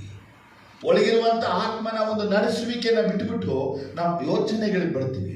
ಒಳಗಿರುವಂಥ ಪವಿತ್ರ ಆತ್ಮನ ಬಿಟ್ಬಿಟ್ಟು ನಮ್ಮ ಕಲ್ಪನೆಯ ಲೋಕಕ್ಕೆ ನಾವು ಓಡ್ತೀವಿ. ಆದರೆ ಇವತ್ತು ನಾವು ಅಂತ ಲೋಕಕ್ಕೆ ಓಡದೆ ನನ್ನ ಒಳಗೆ ಮಹಿಮೆ ಉಳ್ಳ ಪವಿತ್ರಾತ್ಮ ಇದ್ದಾನೆ ಅಂತೇಳಿ ನಮ್ಮ ಕೆಲಸಗಳನ್ನು ಪ್ರಾರಂಭಿಸಿದನ್ನ ಮುಂದೆ ಸಾಗಬೇಕು. ಹೇಳಿ ಆಮೇಲೆ ಅಲ್ಲೇ ಆಮೇಲೆ ಅಲ್ಲೇ ನೋಡಿ. ಮತ್ತೆ ಬರೋದು ಸುವಾರ್ತೆ 27ನೇ ಅಧ್ಯಾಯದಲ್ಲಿ ಜೀಸಸ್ ನ ನೋಡ್ತೀವಿ ನಾವು. ಮ್ಯಾಥ್ಯೂ 27 ಚಾಪ್ಟರ್ 41-42 ನಾವು ಓದುವಾಗ ಯೇಸುವನ್ನ ಅವರು ಮಾಡಿದ ಕಾರ್ಯ. ಅದೇ ಮೇರೆಗೆ ಪ್ರಧಾನ ಯಾಜಕರು, ಶಾಸ್ತ್ರಿಗಳು, ಹಿರಿಯರು ಯೇಸುವಿನ ಹಾಸ್ಯ ಮಾಡಿ, ನೆಕ್ಸ್ಟ್ ವರ್ಡ್, ಅವನು ಮತ್ತೊಬ್ಬರನ್ನು ರಕ್ಷಿಸಿದನು, ತನ್ನನ್ನು ರಕ್ಷಿಸಿಕೊಳ್ಳಲಾರನು. ಅವನು ಇಸ್ರಾಯೇಲಿನ ಅರಸನಲ್ಲವೇ? ಈಗ ಶಿಲುಬೆಯಿಂದ ಇಳಿದು ಬರಲಿ, ಇಳಿದು ಬಂದರೆ ಅವನಲ್ಲಿ ನಂಬಿಕೆ ಇಟ್ಟೇವು. ಈಗ ವಿಷಯ ಏನಂದ್ರೆ, ಯೇಸು ಸ್ವಾಮಿಯನ್ನೇ ಅವರು ಪರಿಹಾಸ್ಯ ಮಾಡಿದ್ದಾರೆ. ಈಗ ವಾಕ್ಯನ ಓದುವಾಗ ನಮಗೆ ಮೊದಲು ಪಿಲಾತ್ ನೋಡ್ತೀವಿ. ಪಿಲಾತ್ ಯೇಸುವನ್ನ ಪರಿಹಾಸ್ಯ ಮಾಡಿದ, ಹೆರೋದ್ ಯೇಸುವನ್ನ ಪರಿಹಾಸ್ಯ ಮಾಡಿದ. ಇಲ್ಲಿ ಪ್ರಧಾನ ಯಾಜಕ, ಹಿರಿಯರು, ಶಾಸ್ತ್ರಿಗಳು, ಒಟ್ಟು ಇವರೆಲ್ಲ ಯೇಸುವನ್ನು ಏನ್ ಮಾಡಿದ್ರು? ಮಾಡಿಲ್ವಾ? ಅದು ಯೇಸುಗೆ ಪರಿಹಾಸ್ಯ ಮಾಡುವಾಗ ತಾನು ಮಾಡುವ ಕೆಲಸವನ್ನು ನಿಲ್ಲಿಸಿದ್ದ ಮುಂದೆ ಸಾಗಿದನ. ಯಾಕೆಂದ್ರೆ ಮೈಂಡ್ ಓಪನ್ ಆಗಲಿ. ಏನಕ್ಕಾಗಿ ಪಿಲಾತ್ ಯೇಸುವನ್ನ ಪರಿಹಾಸ್ಯ ಮಾಡಬೇಕು? ಏನಕ್ಕಾಗಿ ಹೆರೋದ್ ಯೇಸುವನ್ನ ಪರಿಹಾಸ್ಯ ಮಾಡಬೇಕು? ಮಹಾಯಾಜಕ ಯೇಸುವನ್ನ ಯಾಕೆ ಪರಿಹಾಸ್ಯ ಮಾಡಬೇಕು? ಹಿರಿಯರು ಯೇಸುವನ್ನ ಯಾಕೆ ಪರಿಹಾಸ್ಯ ಮಾಡಬೇಕು? ಶಾಸ್ತ್ರಿಗಳು ಯೇಸುವನ್ನ ಯಾಕೆ ಪರಿಹಾಸ್ಯ ಮಾಡಬೇಕು ಅಂತ ಪ್ರಶ್ನೆಗೆ ಉತ್ತರ ಒಂದೇ. ಯೇಸು ಒಂದು ಕೆಲಸವನ್ನ ಪ್ರಾರಂಭಿಸಿದಾನೆ. ಆ ಕೆಲಸ ಜಗತ್ತಿನ ಪಾಪವೆಲ್ಲ ಎತ್ತುಕೊಂಡು ಹೋಗಿ ಅದನ್ನು ಸಮಾಧಿ ಮಾಡೋದು, ನಮ್ಮನ್ನ ಪಾಪ ಶಾಪದಿಂದ ಬಿಡುಗಡೆ ಮಾಡಕ್ಕಾಗಿ. ಈ ಕೆಲಸವನ್ನ ಪ್ರಾರಂಭ ಯೇಸು ಗೆತ್ಸೆಮನೆ ತೋಟದಲ್ಲಿ ಪ್ರಾರಂಭಿಸಿದಾನೆ. ಈ ಕೆಲಸವನ್ನು ಆತನು ಶಿಲುಬೆಯಲ್ಲಿ ಮುಗಿಸಬೇಕು. ಆ ಕೆಲಸ ಮುಗಿಯುವಂತ ಯೋಜನೆಗಳು ದೇವರ ಯೋಜನೆ ಆಗಿದೆ. ಅರೆ ಸೈತಾನಲ್ಲಿ ಈ ಮನುಷ್ಯರ ಒಳಗೆ ಪ್ರವೇಶಿಸ್ಬಿಟ್ಟು ಈ ಕೆಲಸ ಯೇಸು ನಿಲ್ಲಿಸಬೇಕು ಅಂತ ಏನ್ ಮಾಡ್ತಾ ಇದ್ದಾನೆ? ನೀವು ಅರ್ಥ ಆಗಿ ಚೆನ್ನಾಗಿ. ಒಂದು ವೇಳೆ ಯೇಸುವನ್ನ ಪರಿಹಾಸ್ಯ ಮಾಡುವಾಗ ಯೇಸು ವಿರುದ್ಧವಾಗಿ ನಿಂತಿದ್ದರೆ ನಮ್ಮ ಪಾಪಗಳು ಪರಿಹಾರ ಆಗ್ತಾ ಇರಲಿಲ್ಲ, ನಮ್ಮ ಶಾಪಗಳು ಮುರಿತಾ ಇರಲಿಲ್ಲ, ನಮಗೆ ಬಿಡುಗಡೆ ಸಿಗ್ತಾ ಇರಲಿಲ್ಲ, ನಮಗೆ ಸಮಾಧಾನ ಆಗ್ತಾ ಇರಲಿಲ್ಲ. ಅಲ್ಲಿ ತನಕ ಯೇಸು ಮಾಡಿದ ಎಲ್ಲ ಕಾರ್ಯಗಳು ನೀರಲ್ಲಿ ತೊಳೆದ ಹಾಗೆ ಆಗ್ತಿತ್ತು. ನಿಮಗೆ ಅರ್ಥ ಆಯ್ತಾ ನನ್ನ ಮಾತುಗಳು? ಹಲ್ಲೆಲೂಯಾ. ಜೀಸಸ್ ಪರಿಹಾಸ್ಯವನ್ನ ಏನ್ ಮಾಡಿದ್ರು? ಎದುರಿಸಿದ್ರ? ಇಲ್ಲ. ಪರಿಹಾಸಕ್ಕೆ ವಿರುದ್ಧವಾಗಿ ನಿಂತ್ರ? ಇಲ್ಲ. ಪರಿಹಾಸಕ್ಕೆ ಏನ್ ಮಾಡಿದ್ರು ಜೀಸಸ್? ತಂದೆಯೇ ಅದು ಏನ್ ಮಾಡ್ತಾರೋ ಅರಿಯರು ಪ್ರಾರ್ಥಿಸಿದ. ನಾವು ನಮ್ಮನ್ನ ಪರಿಹಾಸ ಮಾಡೋರಿಗೆ ಪ್ರಾರ್ಥನೆ ಮಾಡಲ್ಲ, ನಮ್ಮನ್ನ ಪರಿಹಾಸ ಮಾಡೋಕ್ಕೆ ಬದಲಾಗಿ ಪರಿಹಾಸ್ಯ ಮಾಡೋಕ್ಕೆ ಓಡ್ತಾ ಇದ್ದೀವಿ. ಇನ್ನೊಂದ್ಸಲ ಹೇಳಕ್ಕೆ ಇಷ್ಟಪಡ್ತೀನಿ. ಜೀಸಸ್ ಒಂದು ಕೆಲಸ, ಒಂದು ಮಿಷನ್ಗೆ ಬಂದಿದ್ದಾರೆ. ಆ ವಿಷನ್ ಅಪ್ಪ ಅಂದ್ರೆ ಸರ್ಪದ ತಲೆಯನ್ನ ಜಜ್ಜಬೇಕು, ನಮ್ಮನ್ನ ಪಾತಾಳ ಲೋಕದಿಂದ ಬಿಡಿಸ್ಬೇಕು, ನಾವು ನಿತ್ಯ ಜೀವವನ್ನ ಹೊಂದ್ಕೋಬೇಕು. ದೇವ ಮಕ್ಕಳುಗಳು ಯಾವುದನ್ನ ಕಳ್ಕೊಂಡ್ರು ಅದನ್ನ ಹೊಂದ್ಕೋಬೇಕನ್ನಕ್ಕಾಗಿನೇ ಯೇಸು ಕ್ರಿಸ್ತನು ಈ ಭೂಮಿಯಲ್ಲಿ ಹುಟ್ಟಿದ್ದು ಬೆಳೆದಿದ್ದು ಆತನ ಶಿಲುಬೆ ಮರಣವನ್ನ ಅನುಭವಿಸ್ತಾರೆ. ಈ ಕಾರ್ಯಗಳೆಲ್ಲ ಯೇಸು ಮಾಡುವಾಗ ನೇರವಾಗಿ ಸೈತಾನ ಬಂದು ಯೇಸುವನ್ನ ಏನ್ ಮಾಡಲಿಲ್ಲ? ಪರಿಹಾಸ್ಯವನ್ನ ಮಾಡಲಿಲ್ಲ. ಯಾಕೆ ಮಾಡಲಿಲ್ಲ ಅಂದ್ರೆ ಅವ್ನು ನೇರವಾಗಿ ಬಂದ್ರೆ ಯೇಸುವನ್ನ ಹೊಡಿತಾನೆ. ಅದಕ್ಕೆ ಅವನೇನ್ ಮಾಡ್ತಾ? ಮನುಷ್ಯರ ಮುಖಾಂತರವಾಗಿ ಪರಿಹಾಸ್ಯ ಮಾಡ್ತಾ ಇದ್ದಾನೆ. ಒಂದು ವೇಳೆ ಆ ಮನುಷ್ಯನ ಪರಿಹಾಸಗಳಿಗೆ ಯೇಸು ಕೊಟ್ಟಿದ್ರೆ, ಕಿವಿ ಕೊಟ್ಟಿದ್ರೆ, ಹೌದನ್ನ ಒಪ್ಪಿಕೊಂಡು ಏನಾದ್ರೂ ಮಾಡಿದ್ದೆ ಆಗಿದ್ರೆ ಇವತ್ತು ನಾವು ಈ ವಾಕ್ಯವನ್ನ ಮಾತಾಡಕ್ಕೆ ನಾಲಾಯಕಗಳಾಗ್ಬಿಡ್ತಾ ಇದ್ವು. ಹೌದಾ ಇಲ್ವಾ? ಹಾಗಾದ್ರೆ ಯೇಸು ಆ ಪರಿಹಾಸಗಳನ್ನ ಆ ಹೆರೋದ ಆಗ್ಬೋದು, ಪಿಲಾತ ಆಗ್ಬೋದು, ಮಹಾಯಾಜಕ ಆಗ್ಬೋದು, ಹಿರಿಯರು ಆಗ್ಬೋದು, ಶಾಸ್ತ್ರಿಗಳೇ ಆಗಿರ್ಬೋದು, ಅವರ ಪರಿಹಾಸಕ್ಕೆ ಆತನು ಕಿವಿ ಕೊಡಲಿಲ್ಲ. ಯಾಕೆ ಕೊಡಲಿಲ್ಲ? ಆತ ನನ್ಗೆ ಹೇಳಿದ್ದಾನೆ. ಮತ್ತೆ ಸುವಾರ್ತೆಯಲ್ಲಿ ನಿಮ್ಮನ್ನ ಬೈಯವರಿಗಾಗಿ ಪ್ರಾರ್ಥಿಸಿ 5:44. ಆದರೆ ನಾನು ನಿಮಗೆ ಹೇಳುವುದೇನೆಂದರೆ, ನಿಮ್ಮ ವೈರಿಗಳನ್ನು ಪ್ರೀತಿಸಿರಿ, ನಿಮ್ಮನ್ನು ಶಪಿಸುವವರನ್ನು ಆಶೀರ್ವದಿಸಿರಿ, ನಿಮ್ಮನ್ನು ಹಗೆ ಮಾಡುವವರಿಗೆ ಒಳ್ಳೆಯದನ್ನು ಮಾಡಿರಿ, ನಿಮ್ಮನ್ನು ನಿಂದಿಸುವವರಿಗಾಗಿಯೂ ಹಿಂಸಿಸುವವರಿಗಾಗಿಯೂ ಪ್ರಾರ್ಥಿಸಿರಿ. ಚೆನ್ನಾಗಿದೆ. ನಿಮ್ಮನ್ನು ಹಿಂದಿಸುವವರಿಗಾಗಿಯೂ, ಪರಿಹಾಸ್ಯ ಮಾಡೋರಿಗಾಗಿಯೂ, ಹಿಂಸೆ ಮಾಡುವವರಿಗಾಗಿಯೂ ಪ್ರಾರ್ಥನೆ. ಇದನ್ನೇ ಯೇಸು ಸ್ವಾಮಿ ಹೇಳಿದ್ದು, ಇದನ್ನೇ ಶಿಲುಬೆಯಲ್ಲಿ ಯೇಸು ಸ್ವಾಮಿ ಮುಗಿಸ್ತಾ ಇದ್ದಾರೆ. ಯೇಸು ಸ್ವಾಮಿ ಹೇಳೋದು ಮಾಡೋದು ಇನ್ನೊಂದಲ್ಲ. ಆತ ಏನ್ ಹೇಳ್ತಾನೆ ಅದನ್ನ ಮಾಡ್ತಾನೆ, ಅದನ್ನ ಏನ್ ಮಾಡ್ತಾನೋ ಆತ ಅದನ್ನ ಹೇಳ್ತಾನೆ. ನಾವ್ ಯಾರಾದ್ರೂ ಹೇಳೋದನ್ನ ಮಾಡಲ್ಲ, ಮಾಡೋದನ್ನ ಹೇಳಲ್ಲ, ಎಲ್ಲ ಗುಟ್ಟಾಗಿ ಎಲ್ಲ ಮಾಡ್ತಾ ಇದ್ದೀವಿ. ನಮ್ಗೇನಪ್ಪ ಅವ್ರು ಗೊತ್ತಾಗ್ಬಿಟ್ರೆ ಇವ್ರು ಗೊತ್ತಾಗ್ಬಿಟ್ರೆ ಅವ್ರು ಗೊತ್ತಾಗ್ಬಿಟ್ರೆ ಇವ್ರು ಗೊತ್ತಾಗ್ಬಿಟ್ರೆ ಅಲ್ಲೋ, ದೇವರಿಂದ ಅನುಗ್ರಹಿಸಲ್ಪಡದೆ ಹೋದರೆ ಭೂಮಿಯಲ್ಲಿ ನಾವೇನು ಹೊಂದ್ಕೊಳ್ಳಕ್ಕೆ ಆಗಲ್ಲ. ನಮ್ಮ ತಂತ್ರ ಯಂತ್ರ ಉಪಾಯಗಳೆಲ್ಲ ಮಣ್ಣಾಗ್ಬಿಡುತ್ತೆ. ಯೇಸು ಪರಿಹಾಸ್ಯವನ್ನ ಜಯಿಸಿದ್ರು. ಹೆಂಗ್ ಜಯಿಸಿದ್ರು? ಪ್ರಾರ್ಥನೆಯ ಮುಖಾಂತರ ಜಯಿಸಿದ್ರು. ಅಪೊಸ್ತಲರ 2ನೇ ಚಾಪ್ಟರ್ 13ನೇ ವಾಕ್ಯ ಓದುವಾಗ ಅಪೊಸ್ತಲರು ಪವಿತ್ರಾತ್ಮ ವರವನ್ನು ಹೊಂದಿದಾಗ ನಡೆದಂತ ಘಟನೆ ನೋಡ್ತೇವೆ ನಾವು. ಕೆಲವರು ಈ ಮನುಷ್ಯರು ಹೊಸ ಮದ್ಯಪಾನವನ್ನ ಮಾಡಿ ಮಧ್ಯರಾಗಿದ್ದಾರೆ ಎಂದು ಹೇಳಿ ಹಾಸ್ಯ ಮಾಡಿದರು. ಅಪೊಸ್ತಲರು ಪವಿತ್ರಾತ್ಮನ ವರವನ್ನು ಹೊಂದಿಕೊಂಡು ಅಭಿಷೇಕದಲ್ಲಿ ತುಂಬಲ್ಪಟ್ಟು ಅನ್ಯ ಭಾಷೆಗಳನ್ನ ಮಾತಾಡಲು ನೋಡಿದಂತ ಒಂದು ಗುಂಪು. ನೋಡಿ, ಈ 2ನೇ ಚಾಪ್ಟರ್ ಎಷ್ಟೋ ಸಲ ಓದಿದೀವಿ. 2ನೇ ಚಾಪ್ಟರ್ ಎಷ್ಟೋ ಸಲ ಓದಿದಾಗ ರಕ್ಷಿಸಲ್ಪಟ್ಟಂತ ಗುಂಪು ಮಾತ್ರ ಗಮನ ಕೊಟ್ಟಿದ್ದೀವಿ. ಆದ್ರೆ ಅವುಗಳ ಮಧ್ಯದಲ್ಲಿ ಇನ್ನೊಂದು ಗುಂಪಿತ್ತು. ಆ ಗುಂಪು ಯಾವ ಗುಂಪು ಅಂದ್ರೆ ಶಿಷ್ಯರನ್ನ ಹಾಸ್ಯ ಮಾಡಿದ ಗುಂಪು. ಇವತ್ತು ನಮ್ಮನ್ನು ಹಾಸ್ಯ ಮಾಡ್ತಾರೆ. ನಾವು ಆಡೋ ಹಾಡು, ನಾವು ಮಾಡೋ ಪ್ರಾರ್ಥನೆ, ನಾವು ನಡೆಯೋ ರೀತಿ, ನಾವು ವಾಕ್ಯ ಓದೋ ಸ್ಟೈಲು, ಒಂಥರ ರಾಗ ಎಳೆದಾಗ ಇದು ನಗಾಡ್ತಾರೆ. ಯಾಕೆ ಅವ್ರಿಗೆ ಇಷ್ಟ ಆಗಲ್ಲ. ಅದನ್ನು ಮರೆತುಬಿಟ್ರು. ನನ್ನೊಳಗೂ ಪವಿತ್ರ ಆತ್ಮ, ಅವರೊಳಗೂ ಪವಿತ್ರ ಆತ್ಮ, ನನ್ನೊಳಗೂ ಅಭಿಷೇಕ, ಇವರೊಳಗೂ ಅಭಿಷೇಕ. ನಾನು ಅನ್ಯ ಭಾಷೆ ಮಾತಾಡ್ತೀನಿ, ಅವರು ಅನ್ಯ ಭಾಷೆ ಮಾತಾಡ್ತೀನಿ. ನಾವು ಯಾರನ್ನ ನಿಂದಿಸ್ತಾ ಇದ್ದೀವಿ? ನಮ್ಗೆ ಅರ್ಥ ಆಗ್ತಾ ಇದೆಯಾ? ನೀವೊಂದು ಪ್ರಾರ್ಥನೆ ಮಾಡೋ ರೀತಿ ನಾವು ಪ್ರಾರ್ಥನೆ ಮಾಡಿಲ್ಲ ಅಂದ್ರೆ ನೀವು ನಾವು ಪ್ರಾರ್ಥನೆ ಮಾಡೋದು ಕಲಿಸ್ಕೊಡಿ. ನೀವು ಹಾಡೋ ರೀತಿ ನಂಗೆ ಹಾಡಕ್ ಬರದೆ ಹೋದ್ರೆ ಹಾಡೋದನ್ನ ಹೇಳ್ಕೊಡಿ. ನೀವು ಓದೋ ರೀತಿ ನಂಗೆ ಓದಕ್ ಬರಲ್ಲ ಅಂದ್ರೆ ಅದನ್ನ ಹೇಳ್ಕೊಡಿ. ಹಿಂಗ್ ಓದಿ, ಹಿಂಗ್ ಹಾಡಿ, ಹಿಂಗ್ ಚಪ್ಪಾಳೆ ತಟ್ಟಿ, ಇದು ಗುಡ್. ಆದ್ರೆ ನಾವು ಅದನ್ನ ಹೇಳ್ಕೊಡದೆ ಬದಲಾಗಿ ಆಗ ಮಾಡೋದನ್ನ ಮಾಡಿ ತೋರಿಸಿ ನಗಾಡ್ತೀವಿ. ಅದು ಯೋಚಿಸಿ, ನಿಮ್ಮ ಒಳಗೆ ಪವಿತ್ರ ಆತ್ಮನೇ ಇದ್ದಾನೆ ಅಂತೇಳಿ ಏನು ಗುರುತು? ಸೈತಾನನ ಕುತಂತ್ರವೇ ಹಾಸ್ಯ ಮಾಡೋದು, ಸೈತಾನನ ತಂತ್ರವೇ ಹಾಸ್ಯ ಮಾಡೋದು ಅಂತ ಬೈಬಲ್ ಕ್ಲಿಯರ್ ಆಗಿ ಹೇಳ್ಪಟ್ಟ ಮೇಲೆ ಒಬ್ಬ ಹಾಡುವಂತ ವ್ಯಕ್ತಿ, ಒಬ್ಬ ಪ್ರಸಂಗ ಮಾಡುವ ವ್ಯಕ್ತಿ, ಒಬ್ಬ ಬೋಧನೆ ಮಾಡುವ ವ್ಯಕ್ತಿಯನ್ನ ನೀವು ಪರಿಹಾಸ್ಯವನ್ನ ಮಾಡುವಾಗ ನಿನ್ನ ಒಳಗಡೆ ಇರುವಂತ ಆತ್ಮ ಯಾವುದು? ಇವ್ರು ಹಿಂಗ್ ಪ್ರೇಯರ್, ಹಿಂಗ್ ಪ್ರಸಂಗ ಮಾಡ್ತಾರಲ್ಲ, ಇವ್ರು ಹಿಂಗ್ ಬೋಧನೆ ಮಾಡ್ತಾರಲ್ಲ, ಇವ್ರು ಹಿಂಗ್ ಹೇಳ್ತಾರಲ್ಲ, ಪೌಲ ಹೇಳ್ತಾನೆ.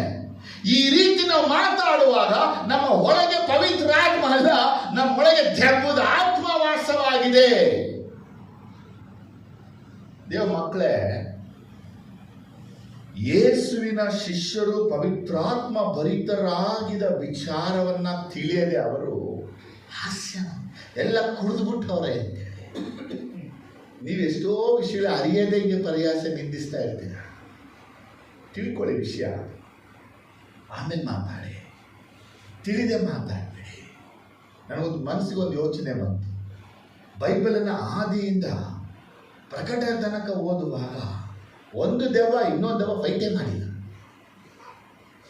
ಒಂದು ಸೈತಾನ ಫೈಟಿಗೆ ನಡೆದಿಲ್ಲ.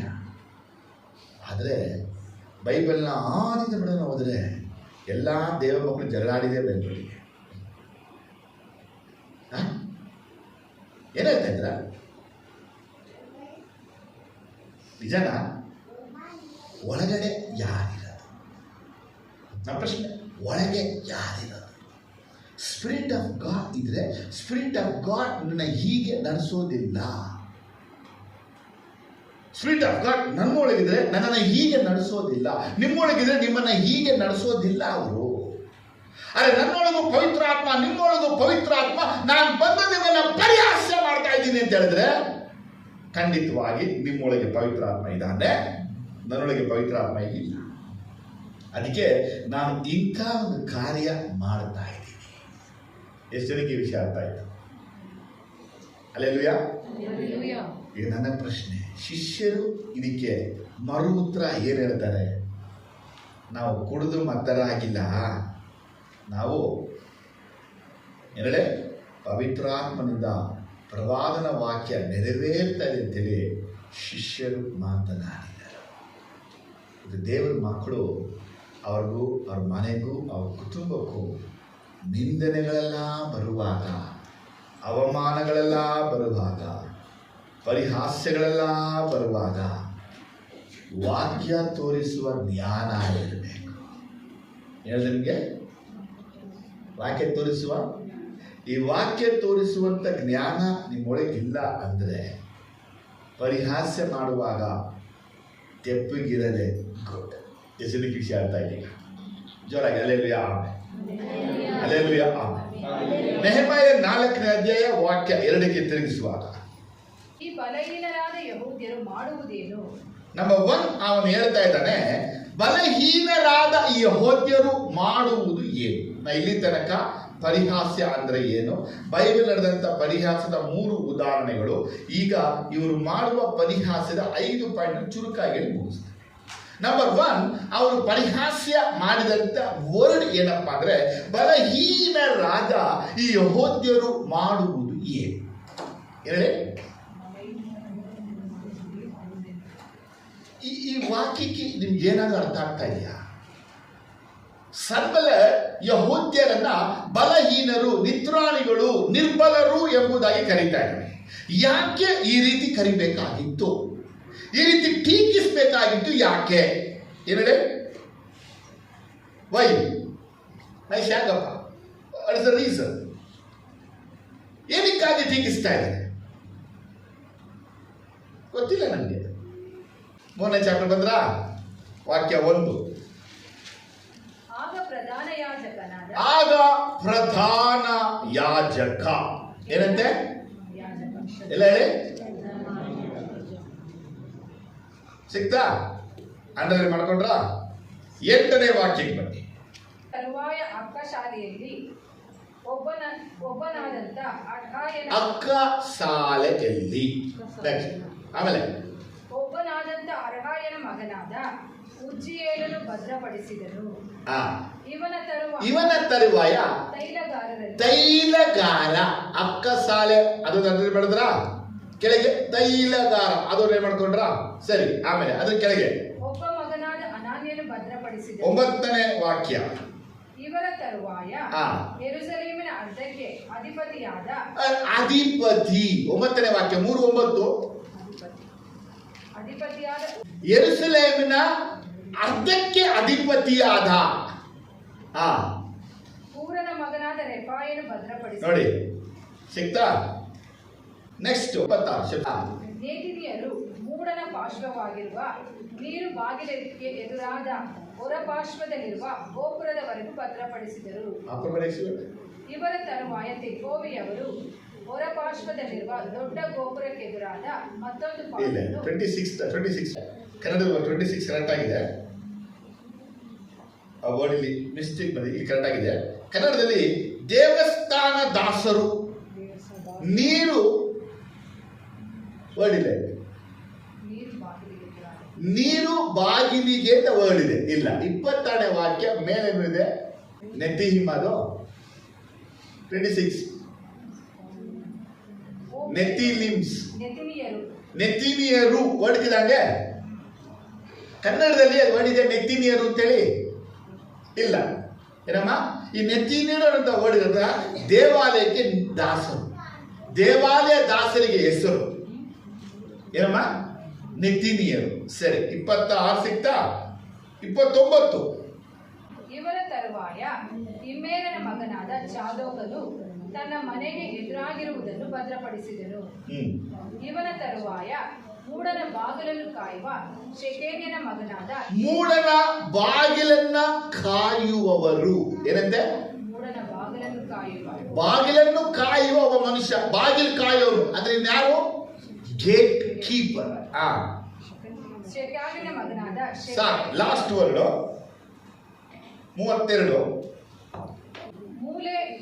ಮೂಲೆ ಮೊದಲುಗೊಂಡು ಕುರಿಬಾಗಿಲ ಮಟ್ಟಿಗೂ ಇರುವುದನ್ನು ಅಕ್ಕ ಶಾಲೆಯರು ವರ್ತಕರು ಭದ್ರಪಡಿಸಿದರು. ವರ್ತಕರು ಅಂದ್ರೆ ವ್ಯಾಪಾರಿಗಳು. ಎಷ್ಟು ಪಾಯಿಂಟ್ ಸಿಗ್ತೀಗ ನಿಮಗೆ? 7 ಪಾಯಿಂಟ್ ಸಿಗ್ತು. ಈ ನಿತ್ರಾಣಿಗಳಾದ ಯಹೂದ್ಯರು ಅಂತೇಳಿ ಸನ್ಬಲ್ಲಟ್ ನಿಂದಿಸ್ತಾ ಇದ್ದಾನೆ ಅಂದ್ರೆ ಅವನು 7 ಮಂದಿಯನ್ನು ಗುರುತಿಸ್ತಾ ಇದ್ದಾನೆ. ಈಗ ಯೆರೂಸಲೇಮಿನ ಗೋಡೆಯನ್ನ ಕಟ್ಟುತ್ತಾ ಇರುವಂತವ್ರು ಯಾರು ಅಂದ್ರೆ, ಈಗ ನಿಮ್ಮ ಮನೆ ಕಟ್ಟೋರು ಯಾರು? ನಿಮ್ಮ ಮನೆ ಕಟ್ಟೋರು ಯಾರು? ಇಲ್ಲಿ ಗಾರೆ ಕೆಲಸ ನೋಡಿದ್ರ ಅಮ್ಮ, ಗಾರೆ ಕೆಲಸದವ್ರು ಇಲ್ಲಿ ಇದಾರ? ಒಬ್ಬ ಇದಾನ? ನಾ ಸ್ವಲ್ಪ ಯೋಚನೆ ಮಾಡ್ತಾ ಇದ್ದೆ, ಇವರು ಕಾರ್ಯ ಮಾಡ್ತಾ ಇದ್ರೆ ದೇವರು ಕಾರ್ಯ ಮಾಡಿದ್ದಾನೆ. ಒಬ್ಬ ಗಾರೆ ಕೆಲಸ ಮಾಡುವ ಕೆಲಸವನ್ನ ಒಬ್ಬ ಮಹಾ ಯಾಜಕ ಮಾಡ್ತಾ ಇದ್ದಾನೆ. ಒಬ್ಬ ಗಾರೆ ಕೆಲಸ ಮಾಡುವ ಕೆಲಸವನ್ನ ಗೋಲ್ಡ್ ಸ್ಮಿತ್ ಮಾಡ್ತಾ ಇದ್ದಾನೆ. ಒಬ್ಬ ಗಾರೆ ಕೆಲಸ ಮಾಡೋ ಕೆಲಸವನ್ನ ಔಷಧಿ ಮಾಡೋನು ಮಾರುವವನು ಮಾಡ್ತಾ ಇದ್ದಾನೆ. ಒಬ್ಬ ಗಾರೆ ಕೆಲಸ ಮಾಡುವಂತವನ್ನ ದೇವಾಲಯಕ್ಕೆ ನೀರು ತರ್ತಾನಲ್ಲ ಅವನು ಕೆಲಸ ಮಾಡ್ತಾ ಇದ್ದಾನೆ. ಒಬ್ಬ ಗಾರೆ ಕೆಲಸ ಮಾಡುವಂತವನು ಏನಂತೆ ಬಾಗಿಲು ಕಾಯ್ತಾನಲ್ಲ ಅವನು ಮಾಡ್ತಾ ಇದ್ದಾನೆ. ಅದು ಮಾತ್ರವಲ್ಲದೆ ಒಬ್ಬ ಗಾರೆ ಕೆಲಸ ಮಾಡಬೇಕಾದವರು ಮಾಡದೆ ವ್ಯಾಪಾರಿಗಳು ಮಾಡ್ತಾ ಇದ್ದಾರೆ. ಅದಕ್ಕಿಂತ ಹೆಚ್ಚಾಗಿ ಅಧಿಪತಿ, ಯೆರೂಸಲೇಮಿಗೆ ಅರ್ಧಕ್ಕೇನೆ ಅಧಿಪತಿ, ಅವನು ಬಂದು ಗೋಡೆ ಕಟ್ತಾನೆ. ಈಗ ಇಲ್ಲಿ ಯೋಚನೆ ಮಾಡಿ, ಮಹಾಯಾಜಕ, ಅಕ್ಕಸಾಲೆಗ, ಔಷಧಿ ಮಾಡೋನು, ಅಧಿಪತಿ, ದೇವಾಲಯ ದಾಸರು, ಬಾಗಿಲು ಕಾಯೋನು, ಬಿಸ್ನೆಸ್ ಮಾಡೋನು, ಇವನು ಏನ್ ಕಟ್ಬೋದು? ಏನ சொல்ಬೇಕು? ಏನ ಕಟ್ಟ ಹೇಳಿ ಬೇಗನೆ. ಒಬ್ಬ ಮೇಸ್ತ್ರಿ ಮಾಡೋ ಕೆಲಸ, ಒಬ್ಬ ಕಾರ್ಪೆಂಟರ್ ಮಾಡೋ ಕೆಲಸ ಯಾರು ಮಾಡ್ತಾ ಇದ್ದಾರೆ ಇಲ್ಲಿ? ಯಹೂದಿಗಳು. ಇವ್ರು ಯಾರು ಗಾರೆ ಕೆಲಸವನ್ನ ಗೊತ್ತೇ ಇಲ್ಲ. ಆಗ ಅದಕ್ಕಾಗಿನೇ ಅವರನ್ನ ನೋಡಿ ಸಂಬಲ ನಿಂದಿಸ್ತಾ ಇದ್ದಾನೆ. ಬಲಹೀನರು ಇವರು. ಒಬ್ಬ ಬಲಶಾಲಿ ಯಾರು ಅಂತ ಹೇಳಿದ್ರೆ ಒಬ್ಬ ಮನೆಯನ್ನ ಕಟ್ಟೋನು, ನೀವು ಮನೆ ಕಟ್ಟೋಕ್ಕೂ ಮನೆ ಕಟ್ಟುವಂತ ಕಟ್ಟೋಕ್ಕೂ ವ್ಯತ್ಯಾಸ ಇದೆ. ಒಬ್ಬ ಕಾರ್ಪೆಂಟರ್ ಕೆಲಸ ಮಾಡೋಕ್ಕೂ ನೀವು ಕಾರ್ಪೆಂಟರ್ ಕೆಲಸ ಮಾಡೋಕ್ಕೂ ವ್ಯತ್ಯಾಸ ಇದೆ. ಒಬ್ಬ ಎಲೆಕ್ಟ್ರಿಷಿಯನ್ ಕೆಲಸ ಮಾಡೋಕ್ಕೂ ನೀವು ಮಾಡೋಕ್ಕೂ ವ್ಯತ್ಯಾಸವಿದೆ. ಒಬ್ಬ ಫ್ಲೋರಿಂಗ್ ಮಾಡ್ತಾನೆ, ಮೊಸಾಕ್ ಹಾಕ್ತಾನೆ, ಅಥವಾ ಟೈಲ್ಸ್ ಹಾಕ್ತಾನೆ, ಅಥವಾ ಮಾರ್ಬಲ್ಸ್ ಹಾಕ್ತಾನೆ. ಅವನು ಹಾಕಕ್ ಬಂದಾಗಿ ನೀವು ಹಾಕ್ತಾರೆ, ಅದು ಕೆಲಸ ಹೆಂಗಿರುತ್ತೆ? ಸ್ವಲ್ಪ ಪಾತ್ರ 2016 ಅನ್ಸುತ್ತೆ, 15-16 ಯೆರೂಸಲೇಮಿನ ಬಾಗಿಲುಗಳ ಕುರಿತಿನ ಪ್ರಸಂಗ ಮಾಡಿದೆ. ಅದಕ್ಕೆ ಬಾಗಿಲು ಬಗ್ಗೆ ಎಲ್ಲ ಹೇಳ್ತಾ ಇಲ್ಲ, ಬಾಗಿಲು ಕಟ್ಟಿದವ್ರ ಬಗ್ಗೆ ಪ್ರಸಂಗ ಮಾಡಬೇಕಾಗಿದೆ. ಮುಂದೆ ಯಾರ್ಯಾರು ಕಟ್ಟಿದ್ರು 12 ಮಂದಿ ಕಟ್ಟಿದ್ದಾರೆ. ಆ 12 ಮಂದಿ ಹೆಸರುಗಳಲ್ಲಿ ದೇವರ ಆಳವಾದ ರಹಸ್ಯಗಳು ಬೈಬಲ್ ಅಡಕವಾಗಿದೆ. ಸ್ಪಿರಿಟ್ ಆಫ್ ಗಾಡ್ ನನಗೆ ರಿವೀಲ್ ಮಾಡ್ತಾ ಇದ್ರು. ಈ ಹೆಸರಲ್ಲಿ ಇವ್ರು ಕಟ್ತಾ ಇದ್ದಾನೆ, ಈ ಹೆಸರಲ್ಲಿ ಏನಿದೆ? ದೇವ್ರ ಕೃಪೆ ಆದ್ರೆ ಹೇಳ್ಕೊಡ್ತೀನಿ. ನಾವು ಮುಂದೆ ಹೋಗ್ತೀವಿ, ಸ್ವಲ್ಪ ಸಮಯ ಮುಗಿಸ್ಬೇಕು. ಈಗ ಮೊದಲನೇ ವಿಷಯ, ಬಲಹೀನರಾದಂತಹ ಯಾರು? ಯಹೂದ್ಯರು. ಯಾರು ಬಲಹೀನರು? ಒಬ್ಬ ಮಹಾಯಾಜಕ ಕಟ್ಟೋ ರೀತಿ ಹೆಂಗಿದೆ? ಒಬ್ಬ ಅಕ್ಕಸಾಲೆಗ ಗೋಲ್ಡ್ ಸ್ಮಿತ್ ಕಟ್ಟೋ ರೀತಿ ಹೆಂಗಿದೆ? ಒಬ್ಬ ಔಷಧಿ ಮಾಡೋನು ಕಟ್ಟೋ ರೀತಿ ಹೆಂಗಿದೆ? ಒಬ್ಬ ಅಧಿಕಾರಿ ಕಟ್ಟೋ ರೀತಿ ಹೆಂಗಿದೆ? ದಾಸರು ಕಟ್ಟೋ ರೀತಿ ಹೆಂಗಿದೆ? ಬಾಗಿಲುಕಾಯನು ಕಟ್ಟೋ ರೀತಿ ಹೆಂಗಿದೆ? ವ್ಯಾಪಾರ ಮಾಡೋನು ಕಟ್ಟೋ ರೀತಿ ಹೆಂಗಿದೆ? ಏನಾದ್ರು ಹೇಳ್ತೀರಾ? ಬ್ರದರ್ ಪರ್ಫೆಕ್ಟ್ ಆಗಿ ಕಟ್ಟಿರ್ತಾರೆ ಬ್ರದರ್, ಚಾನ್ಸೇ ಇಲ್ಲ. ಯಾಕೆ?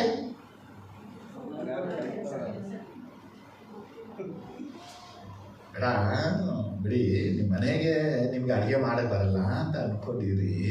ಆ ದಿನ ನಿಮ್ಮ ಮನೆಗೆ ಬಂದುಬಿಟ್ರು, ಅವತ್ತು ನೋಡಿ ನಿಮಗೆ ಕೈಯೂ ಓಡಲ್ಲ, ಕಾಲು ಓಡಲ್ಲ, ಏನು ಮಾಡೋದು ಇದ್ದಂಗೆ ಮಾಡೋದು. ಅವರು ಇಲ್ಲಮ್ಮ ಇವತ್ತು ನಾವು ಊಟ ಮಾಡ್ಕೊಂಡೇ ಹೋಗ್ತೀವಿ, ನಾವು ಬಾಯಿ ಊಟ ಮಾಡ್ಕೊಂಡೇ ಹೋಗ್ತೀನಿ, ಊಟ ಮಾಡ್ಕೊಂಡೆ ಹೋಗ್ಬಿಟ್ರು. ಅವರು ಹ್ಞೂ ಅಂದ್ಬಿಟ್ರು. ಈಗ ಕಿಚನ್ಗೆ ಹೋಗಿ ಕೈ ಕಾಲು ಓಡಲ್ಲ.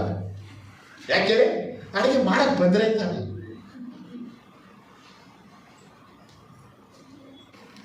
ನನ್ನಲ್ಲಿ ಪ್ರಶ್ನೆ, ಅಡುಗೆನೇ ಮಾಡಕ್ಕೆ ಬಂದಿರೋರು ಅವರಿಗೆ ಅಡಿಗೆನೇ ತಿಳಿದಿರೋ ಸಪೋರ್ಟ್ ಬಂದರೆ ಹೆಂಗಿರ್ಬೋದು?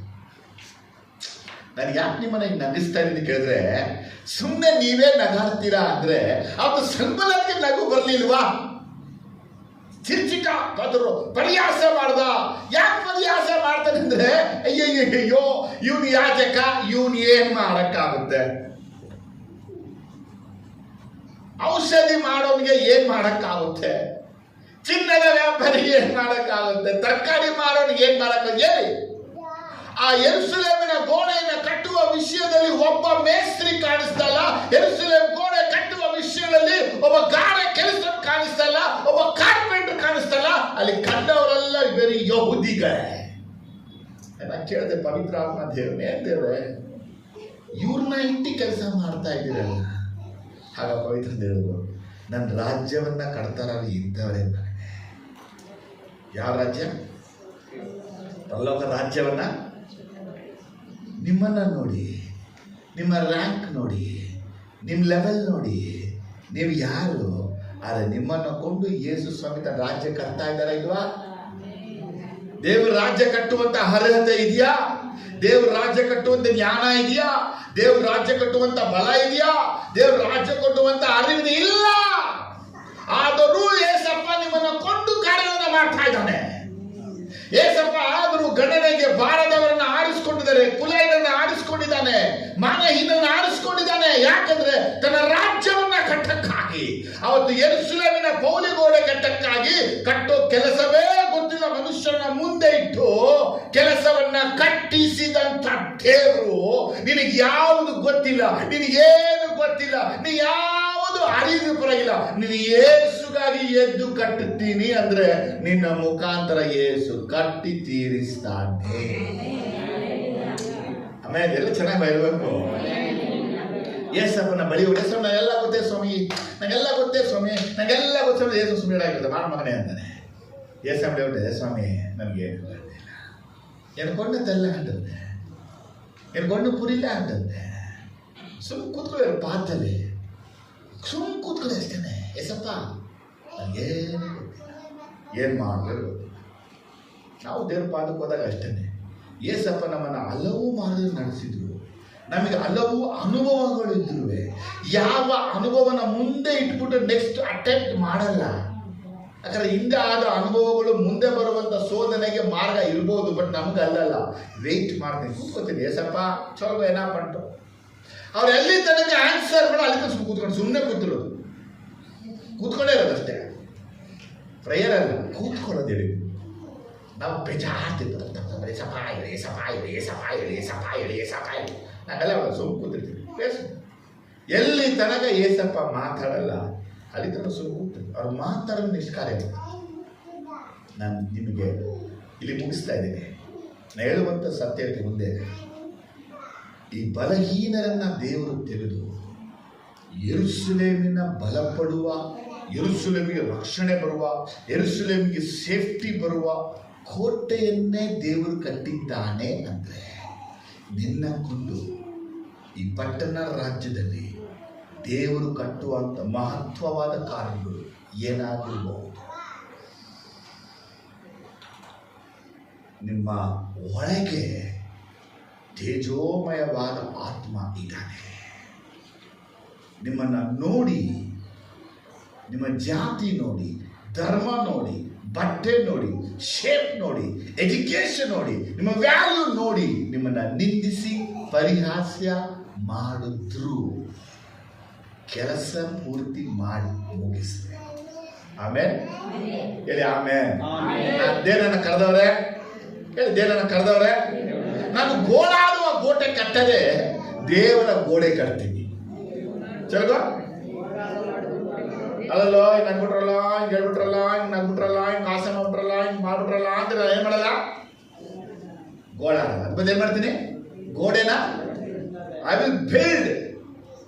ದೇವರು ಯಾರನ್ನ ಕೊಂಡು ಅಲ್ಲಿ ಯೆರೂಸಲೇಮ್ ಗೋಡೆ ಕಟ್ಟಿದ್ದಾನೋ, ನಿಮ್ಮನ್ನ ಕೊಂಡು ಈ ಪಟ್ಟಣದ ಭದ್ರತೆ, ಸುರಕ್ಷಿತ ಒಂದು ಕೋಟೆಯನ್ನ ದೇವರು ಕಟ್ತಾನೆ. ನನ್ನ ಮಾತಿಗೆ ಅರ್ಥ ಆಯ್ತದ? ಇವತ್ತು ನೀವು ಒಂದು ಒಳ್ಳೆ ತೀರ್ಮಾನ ಮಾಡಿ. ಆ ತೀರ್ಮಾನ ಅಂದರೆ ನೀ ಏನಾಗಿದೆಯಾ, ನೀ ಯಾರಾಗಿದೆಯಾ ದೊಡ್ಡದಲ್ಲ, ನೀ ದೇವರಿಗಾಗಿ ನಿಲ್ತೀಯ ಅದೇ ದೊಡ್ಡದು. ನಿನಗೆ ಏನು ಇಲ್ಲ ಏನು ಇದೆ ಅದು ದೊಡ್ಡದಲ್ಲ, ಯೇಸು ನಿನ್ನ ಕೊಂಡು ಏನು ಮಾಡ್ತಾರೋ ಅದು ದೊಡ್ಡದು. ನಿನಗೇನು ಗೊತ್ತು ನಿನಗೇನು ಗೊತ್ತಿಲ್ಲ ಅದು ದೊಡ್ಡದಲ್ಲ, ಯೇಸು ನಿನಗೇನು ತೋರಿಸ್ತಾರೋ ಅದು ದೊಡ್ಡದು. ನೀನೇನು ಮಾಡಬೇಕು ಏನು ಮಾಡಬಾರ್ದು ಅದ್ರ ಬಗ್ಗೆ ಯೋಚಿಸಬೇಡ. ಏನನ್ನು ಆತ ಯೋಚಿಸಿದ ಅದನ್ನು ಆತ ಸಾಗಿಸ್ತಾನೆ. ಯೇಸು ಯಾವ ಉದ್ದೇಶಕ್ಕಾಗಿ ನಿನ್ನನ್ನು ಕರೆದನೋ ಅದನ್ನು ಪೂರ್ತಿ ಮಾಡೋ ತನಕ ನಿನ್ನ ಕೈ ಬಿಡೋದೇ ಇಲ್ಲ. ವಾಗ್ದಾನ ಮಾಡಿದ ದೇವರು ನಂಬಿಗಸ್ತನು, ತಾನು ಹೇಳಿದನ್ನ ಮಾಡಿ ಮುಗಿಸ್ತಾನೆ. ಯಾವ ಕೆಲಸವನ್ನ ಆತ ನಿನ್ನ ಕೊಂಡು ನಾ ಮಾಡ್ತೀವಿ ವಾಗ್ದಾನ ಮಾಡಿದನೋ ಅದು ಪೂರ್ತಿ ಮಾಡ್ತಾನೆ. ಅದನ್ನು ಹೇಗೆ ಮಾಡಬೇಕು ಅಂದರೆ, ಪರಿಹಾಸ್ಯಕ್ಕೆ ಬರುವಾಗ, ನಿಂದೆಗಳು ಬರುವಾಗ, ಅವಮಾನಗಳು ಬರುವಾಗ, ವಿನೋದಗಳು ನಡೆಯುವಾಗ, ಅಲ್ಲಿ ಕಿಸಿಯುವಾಗ, ಗೇಲಿ ಮಾಡುವಾಗ, ಚಪ್ಪಾಳೆ ಹೊಡೆಯುವಾಗ ಅವರನ್ನು ಕ್ಷಮಿಸುತ್ತಾನೆ ಒಂದು ಪ್ರಾರ್ಥನೆ ಮಾಡ್ತೇ ಅಲ್ವಾ, ಅದರಿಂದ ನೀನು ಶೋಧನೆ ಜಯಿಸಿ ದೇವರ ಕೆಲಸವನ್ನು ಪೂರ್ತಿಯಾಗಿ ಮಾಡಿ ಮುಗಿಸಿ. ಆಮೇಲೆ ಅಲ್ಲೇ